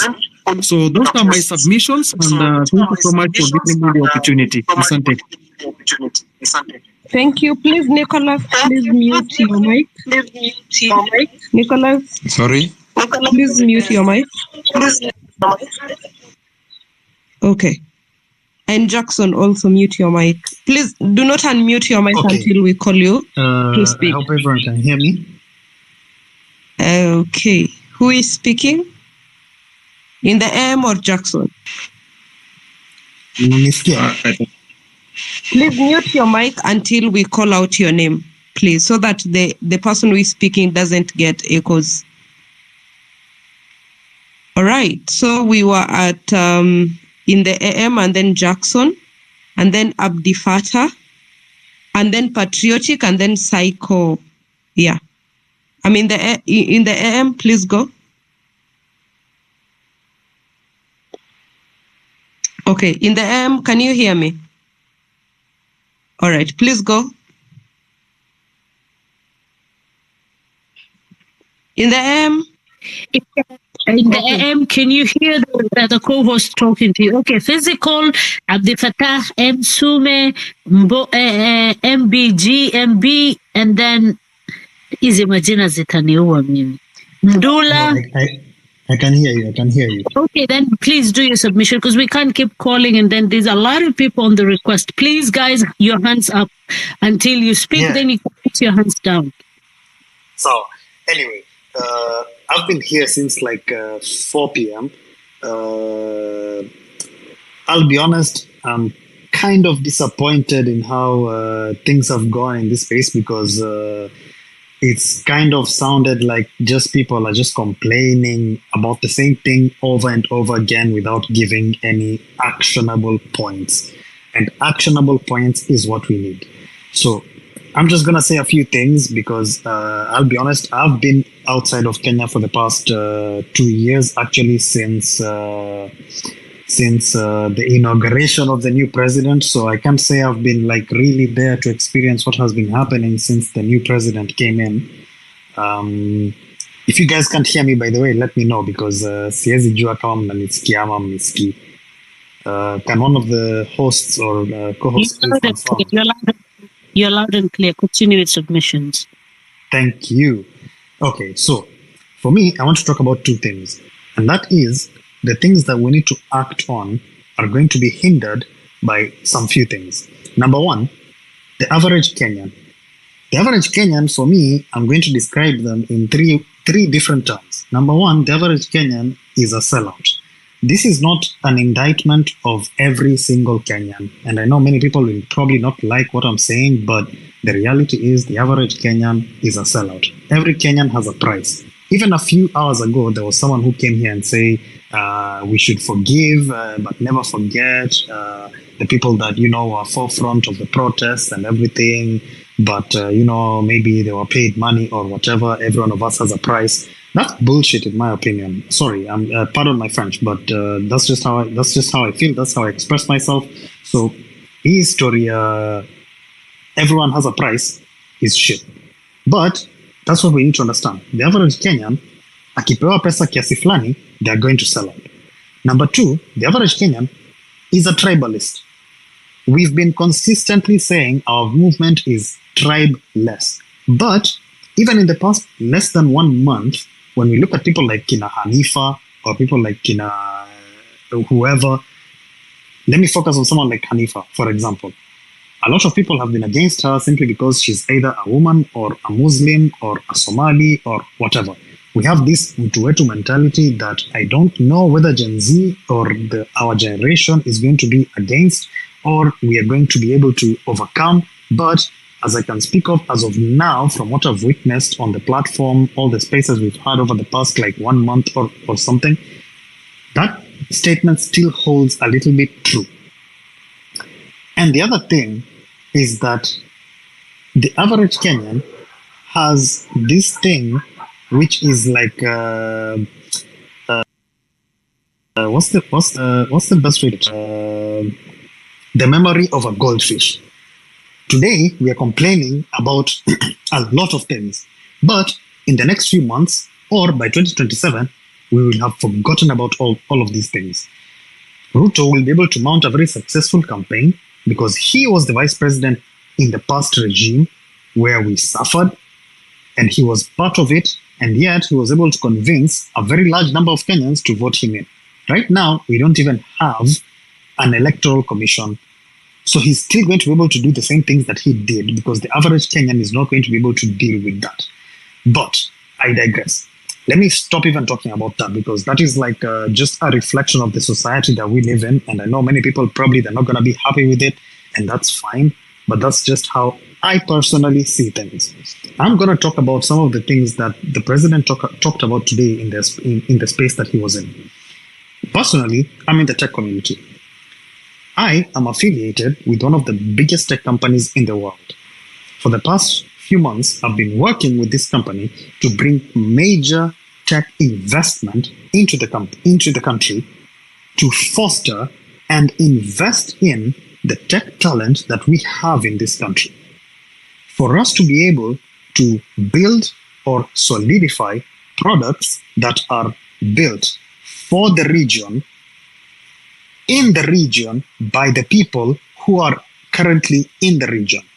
Yet, we have a president who is there today actively advocating for brain drain, which is one of the main philosophical discussions that I've been having with this company, because these are the things that we agree. We do not want to foster an environment where we equip people with the necessary resources that can help them, rather than invest in products that can help the region. We give them an opportunity to then leave the country and go invest in or be of benefit to foreign companies in like Germany or Europe or whatever. Personally, I'm in Europe right now, but I'm in Europe working to bring the resources that I have had back into the economy in Kenya. So the fact that we have a president who is currently actively advocating for this thing that he fucking calls, pardon my French, I'm probably going to use the F-bomb a lot, but and please someone who is advocating for exporting the talent that we have, which is actually a lot when you compare to a lot of the African countries, exporting this talent to countries in Europe or the US or Asia or whatever, this is a main problem, because this is basically facilitating brain drain, which is actively discouraging major companies from investing in our economy. This is a problem. These are the things we're supposed to be talking about. And the things that we have been complaining about for the past few hours or the past few days, the finance bill, for sure. 100%, we rejected it, we fought against it. I applaud my generation and the generation that comes after me and the generation that my children are going to be a part of, for fighting against this and getting the benefit out of it in a way that we can prevent them from having certain responsibilities that we can prevent. But at the same time, there are very many other bills which we need to fight against. For example, the ICT bill. If you look at the tech industry in Kenya, a lot of the people are self-taught. So this thing where we have to regulate every single thing, Hannah, can you hear me? Every single thing, it's a problem. Yes, I can. And if you can conclude your point, you've already gone over. Wait, Hannah, you need to chill out a little bit, because to be honest, you've ranted for a while, and I am in a position to give very key information. For example, a few months ago, Kenyans remember that Ruto mentioned, chill out. Ruto mentioned.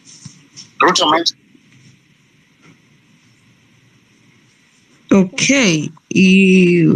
Everyone was on speaker. In the AM, please, so that the rest can speak.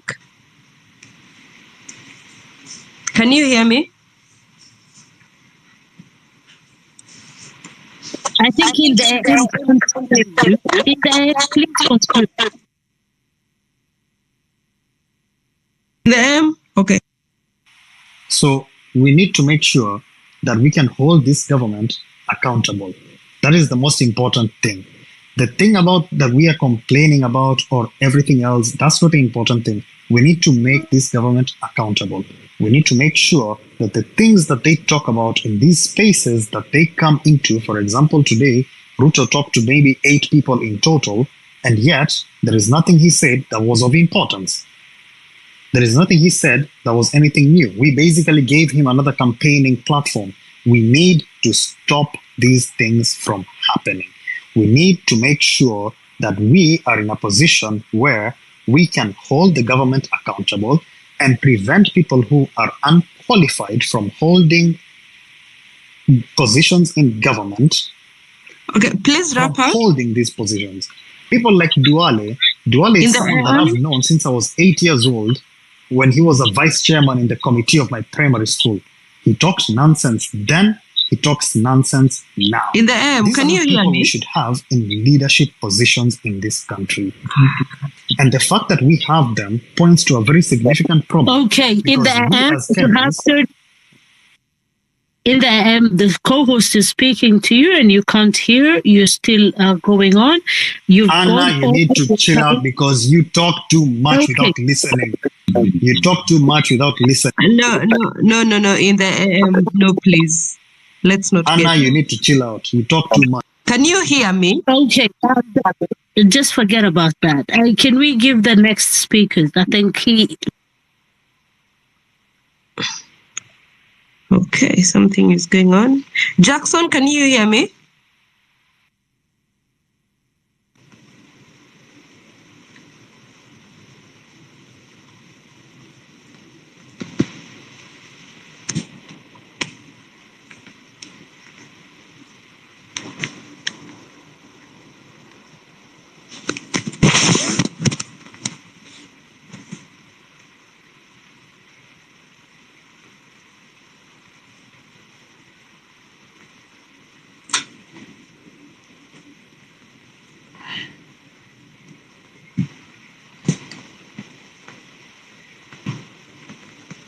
Simu hiyo.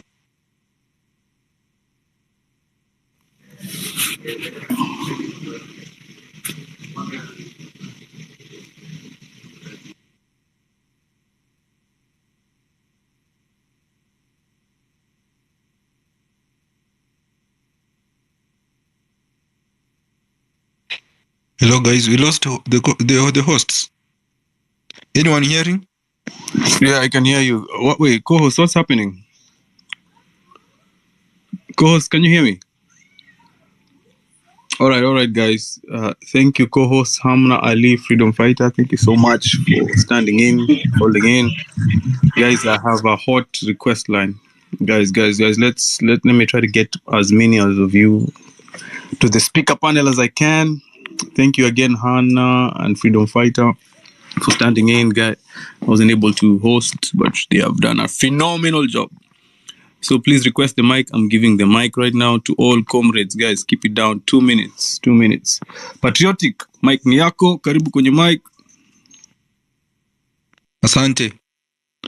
So, there's something that the government is driving into citizens, and I think it will be a problem in the future. They are engaging in what we call social stratification, which is essentially classifying people in the ranks that they think people deem fit. There's a language that Ruto has been speaking notoriously, but when you think deep, you realize that this is going to be a problem. The language of unga. Bei ya unga imeshuka. Do you really think in your right mind is the same? That is the same language he speaks at Muthaiga Golf Club? Akiongea na wale wenye wako na pesa ati bei ya unga imeshuka. That's the language that is coming to speak to the poor people and make them believe that once they are able to afford unga, their life is good. So they cannot think anything beyond that. That is bullshit. And let me tell you the economics behind bei ya unga. There are these fiscal tools. Kama kuna economists hapa hivi na watu wako financial institutions, they'll tell you it's very simple. Normally, when there's a lot of money in the economy, the prices go up, then the goods become like the products are few in the market, then the prices are, because there's a lot of money in the economy. So mko na pesa, lakini mko na pesa nyingi ya kununua, lakini you are not getting the thing. So what they do, wanaambia central bank to increase the bank's deposit.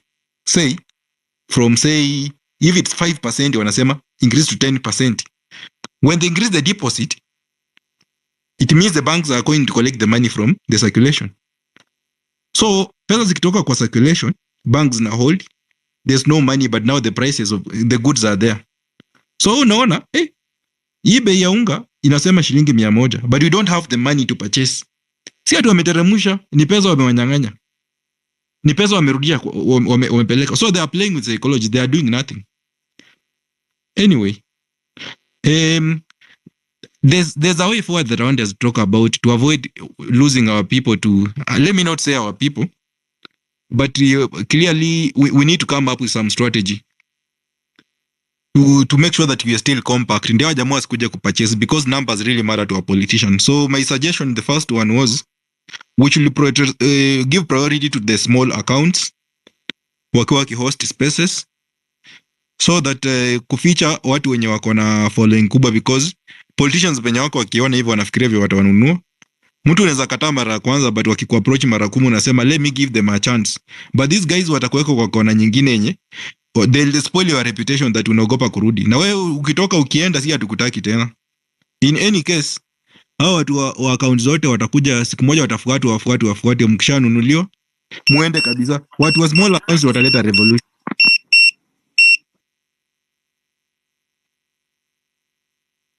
Hiyo nini yangu imeisha, time yangu imeisha. Hiyo ni time yako imeisha. Haya sawa. Okay, wacha mtu apik, maybe naweza respond kwa time ningemalizia basi. Okay. We have Javan. Guys, welcome to the space. Official Vipi bro. Poa Mike ni yako. 3 minutes. Safi.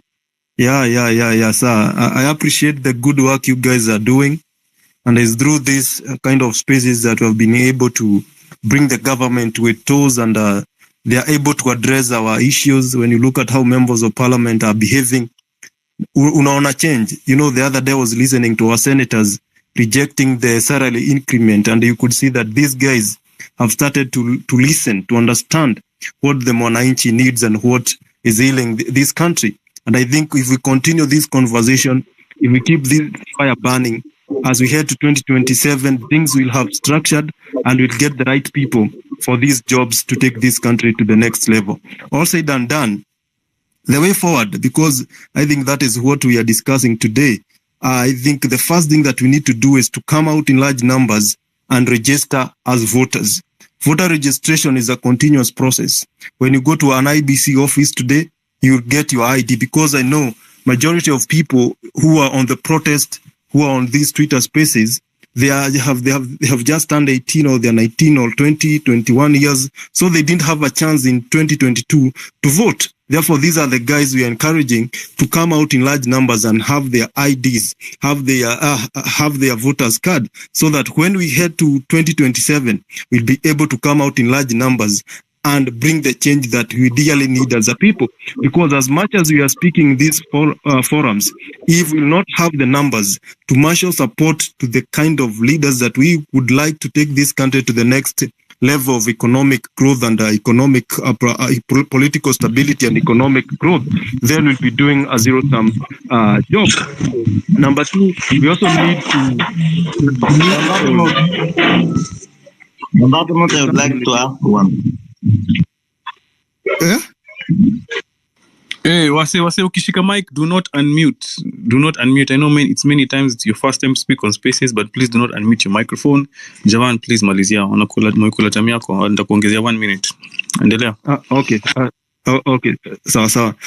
Nilikuwa nasema we register as voters, and number two, going forward, as young people, we need to come up with our own independent political vehicle, because the political parties that we have in the country, they are not serving our purpose. Therefore, as we continue with these movements, as we continue, speaking this language of transformation, we need to have a political party that is mwananchi oriented, that is progressive, that captures the needs of all Kenyans. A political party that is tribalist, a political party that is not regional, a political party that is not religional, a political party that is of national cohesion, a political party that will capture all the interest of all groups in this country. And that is a political party that maybe we will use in future to get the right people, to get young people who have ideas, who understand what this country needs to parliament. Because as much as we want this change, it is better if we'll have some of us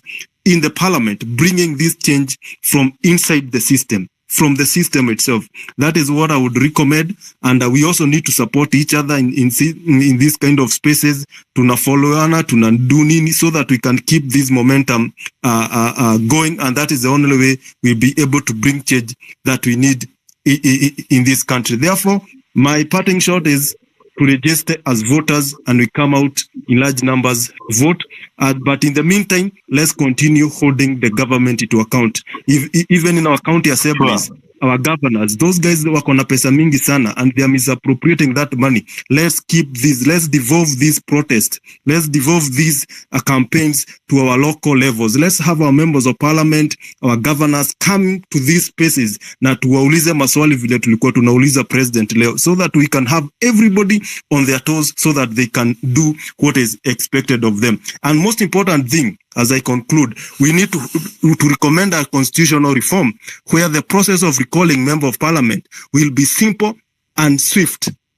Ili kama mbunge hafanyi kazi, tunamng'oa kwa mamlaka speed. Asante sana Afrocentric. Haya, asante for that submission. Yes, 2027, najua most of you have your vision set on 2027. Powerful idea. The youth must have their own political party forward. Kinoti, microphone is yours. Kinoti, manze. Thank you very much. Yeah. There is a question that I really wonder why we are asking this question. The president is, we are asking, why did we vote for you? We voted for you not to do what you're doing, to do what we voted for you to do. And I think that is why we voted for you. So if you don't do what we voted you to do, then you must be out. So see president atuambia we woke up in the turokela tena turamuringira kura, and then amefanya vitu yenye hatukuwa tunataka. So we are holding him accountable for that which he is not doing right now, not what he's doing. So si ati tunakaa hivi kimalenge and he's doing his stuff, and then we are here celebrating tunamsherekea akijenga choo which we didn't vote him to build that toilet. So in this space, it is not what we do in this space, it is what actually should be done. Thank you. Nice and sweet, nice and short, directly to the point. Thank you, Kinoti. Manze, kitu nawapendea ni leo mume understand assignment. If there's something Kenyans have understood today, it is the assignment. Big up to everyone in this space having Jacob Juma's profile as their picture. Manze, mkona dedication. Kwanza ukiwa na profile na kukata kwa line, unaingia hapa faster. Unashika mic unatuongelesha. Anyway, John Jr., mic ni yako. Guys, bear with us. The line is long, but I'm trying to get everyone to speak for at least 2-3 minutes. John Jr., mic ni yako. Karibu, comrade. Asante, nashukuru. Asanteni sana. Good job, Afrocentric. Lazima tuendeleze hii subject, hii topic. Manake, safari haijaisha. We should remember everybody who lost amepoteza mpendwa wao. Keep them in your prayers. If you can contribute. If you know somebody in your area, enda watembele, wapeleke something. It's hard kupoteza mtoi wenyu. It's hard to lose tumaini ya familia yenyu. Ningependa tu kila mtu achukue a moment, ajiangalie kwa kioo, kama kuna kioo ama kwa kamera yako ya selfie. The person unaona kwa hiyo kioo ama kwa hiyo kamera, huyo ndio mtu anabadilisha Kenya. Sima big wig wa Twitter. There is no savior. Hakuna mwokozi. Lazima sisi sote tuchangamke, to increase knowledge yetu, tujue the law, ndio tutabadilisha hii nchi. Tukitegemea mabig wig, tukitegemea mwokozi, that's never gonna happen. Na hiyo ndio vile Ruto alitupiga story tajaba, wazazi wetu kaingia box wakasema huwa ametumwa na Mungu kutuokoa, and that is not the case 100%. Chapili, watu wamekuwa wakisema lazima tuheshimu sheria. So when people were saying the state house is different from parliament. State house iko mpaka na vibao zake, imeandikwa protected area. Vile maandamano zilikuwa zinaendelea, it was important not to expose people to unnecessary danger. So as everybody has said, watu wamesema we don't have a leader, but our points remain the same. Ruto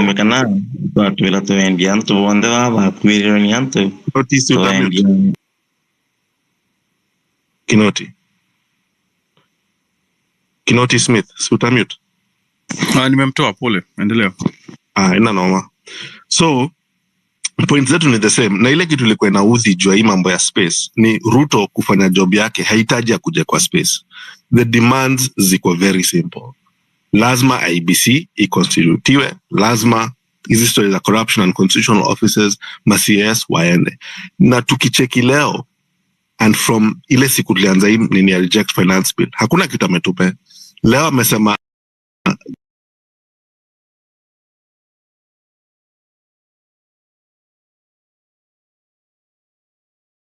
CIS hajasema ati it has been cancelled. Amesema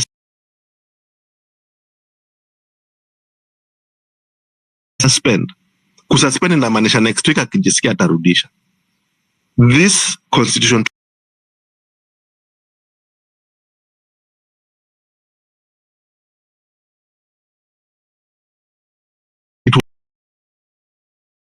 so time yangu imeisha. You can land. Ukisikia hiyo kitu inamaliza prepare to land, not that you cut it immediately. Prepare.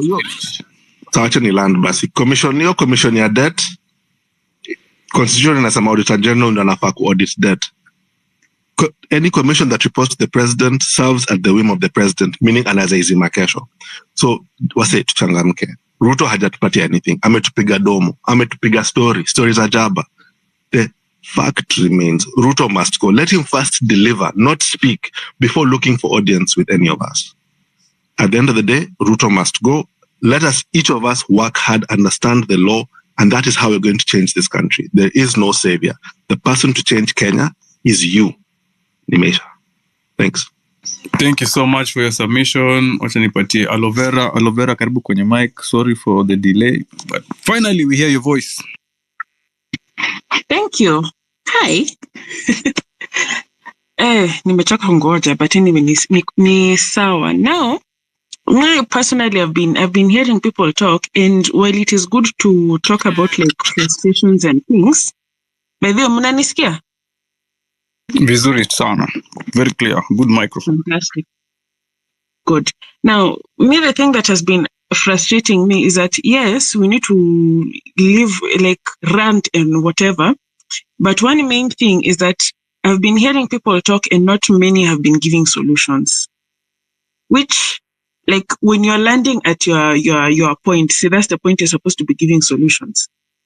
Anyway, what I've heard is, nimesikia hiyo story sijui ati the people have a price or whatever.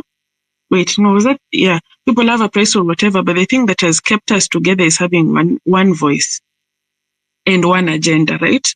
So, in terms of one agenda, we all agree that this system doesn't work for us, India. And the worst thing that about this system is that it doesn't protect us really from people like Ruto coming again. So I feel like our main agenda should be to change the system entirely, which, in my opinion, would be to start like doing things in terms of blockchain. So from what I understand of blockchain is that's essentially the best foolproof way to make sure things are not tampered with. So that can be used to make it's a ledger system which can be used to make votes non-tamperable with. You can't tamper with them. You can use them to do the same for land rates and things like that. But that one is more of a long-term goal than a short-term goal. So the first thing, we need to have long-term goals, which in my opinion should be to switch the system entirely from the one that we have to one based on blockchain. And then next, we should, or rather short-term goals now should be to essentially agitate for changes within the ministries, within the places where tumefinywa sana. Sasa kama hii ya MOH, labda like then another one ya Linturi, like akina agriculture and Linturi and like essentially the ones that have had the worst scandals to go first. You get? And as far as other things, in terms of keeping unity, one thing was also knowledge. Because as far as the finance bill, everybody was talking about the finance bill, but also we even translated it into our mother tongues in order for our people back home to understand, or people who don't fully understand what was being talked about in the bills. Now, that is now the same thing we should be doing with these supposed improvements. So these things that he's saying at a scraps 47 or whatever ministries or whatever, and we know that it is unconstitutional and we know that it is a lie, we explain in the same tongue that we used to explain a finance bill. We explain why that is not true to the people who would not understand it the most. Mobilization like that. On top of that, we also need to be on top of that, we also need to be understanding exactly what are the best steps to actually get change. So action steps that we would be agitating for while we are waiting for this whole for everything to action steps, short-term action steps, like that one of getting ministries taken a look, audited, not just audited, but also the CSs and the CAAs actually removed, which we can do through the courts and pressure groups. And the pressure groups are the ones now that really need the knowledge and unity. So the thing is, that part of pressure groups, I'm not sure how we're going to agitate for that. Because I'm seeing here that people keep talking about disunity, this, that, and the other. And we need to be finding ways to get more unity instead. So to cut it off, main agenda should be to change the system entirely. Meanwhile, small step to change the system through agitating for our points to be heard. Now the question is, can you think of ways in which we can properly agitate so that this actually happens? That's my only issue. Those are my only issues, rather. And remember to always be open, transparent, and tell your people in every way that they can understand exactly what the problem is. Thank you. Thank you, Aloe Vera. Do you have those points written down somewhere? Yeah, I'm actually reading from notes. Please shoot me in the DM. I wasn't able to follow up with you with everything I said, but those are solid points. Thank you so much. Running segue. You can also share. Come again? Yeah, atanitumia DM hizo. Swali host. Yeah, endelea. Point mzuri hivi pia anaweza kuwa akitweet ama hiyo itakuwa risky. How is about share such information? Wajue tunapanga nini?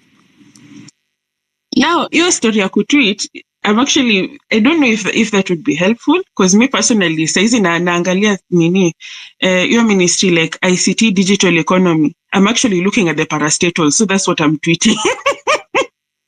I'm really interested in your ideas around blockchain technology, how we can utilize it. I'm really interested in that idea.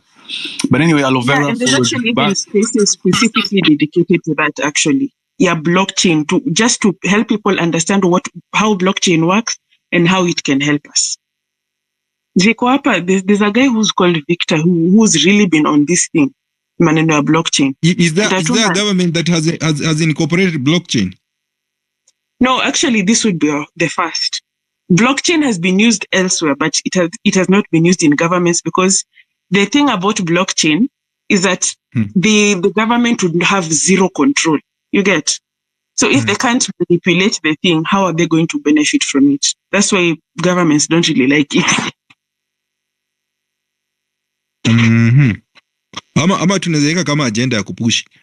Kenya wakikubali, then that's where now we can move in. Si Kenya ni sisi, kwani Kenya ni nani? Street tukipush kwa street alafu wakubali, tukiform party will be very safe. Awado tuibia kura. Very good, very good. And it has been used in cryptocurrency. It's a technology behind crypto. But we can be the first country to adopt these technologies if they work and if they're transparent. It's very transparent. All right, thank you so much, Aloe Vera. Powerful points on the point. Hey, Manze, you see, the country, the youth have to have their country, and I like that we're all becoming politically awake and understanding that the political decisions that are made affect our lives, affect our future, affect where we're going to live, work, breathe, commute, affect our children and the Kenya we live towards our kids. Manze, big up everyone who is picking up the mic. Request the mic. I'm giving the mic to everyone. If you have 0 followers, if you have 1,000 followers, hapa hakuna ubaguzi. Hii ni space ya wananchi, hii ni space ya watu. Sawa sawa.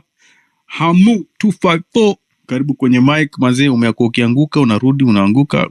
Umetengeneza internet? Hamu. Are you there? Can you hear me? Mashallah. Abdi Fatah.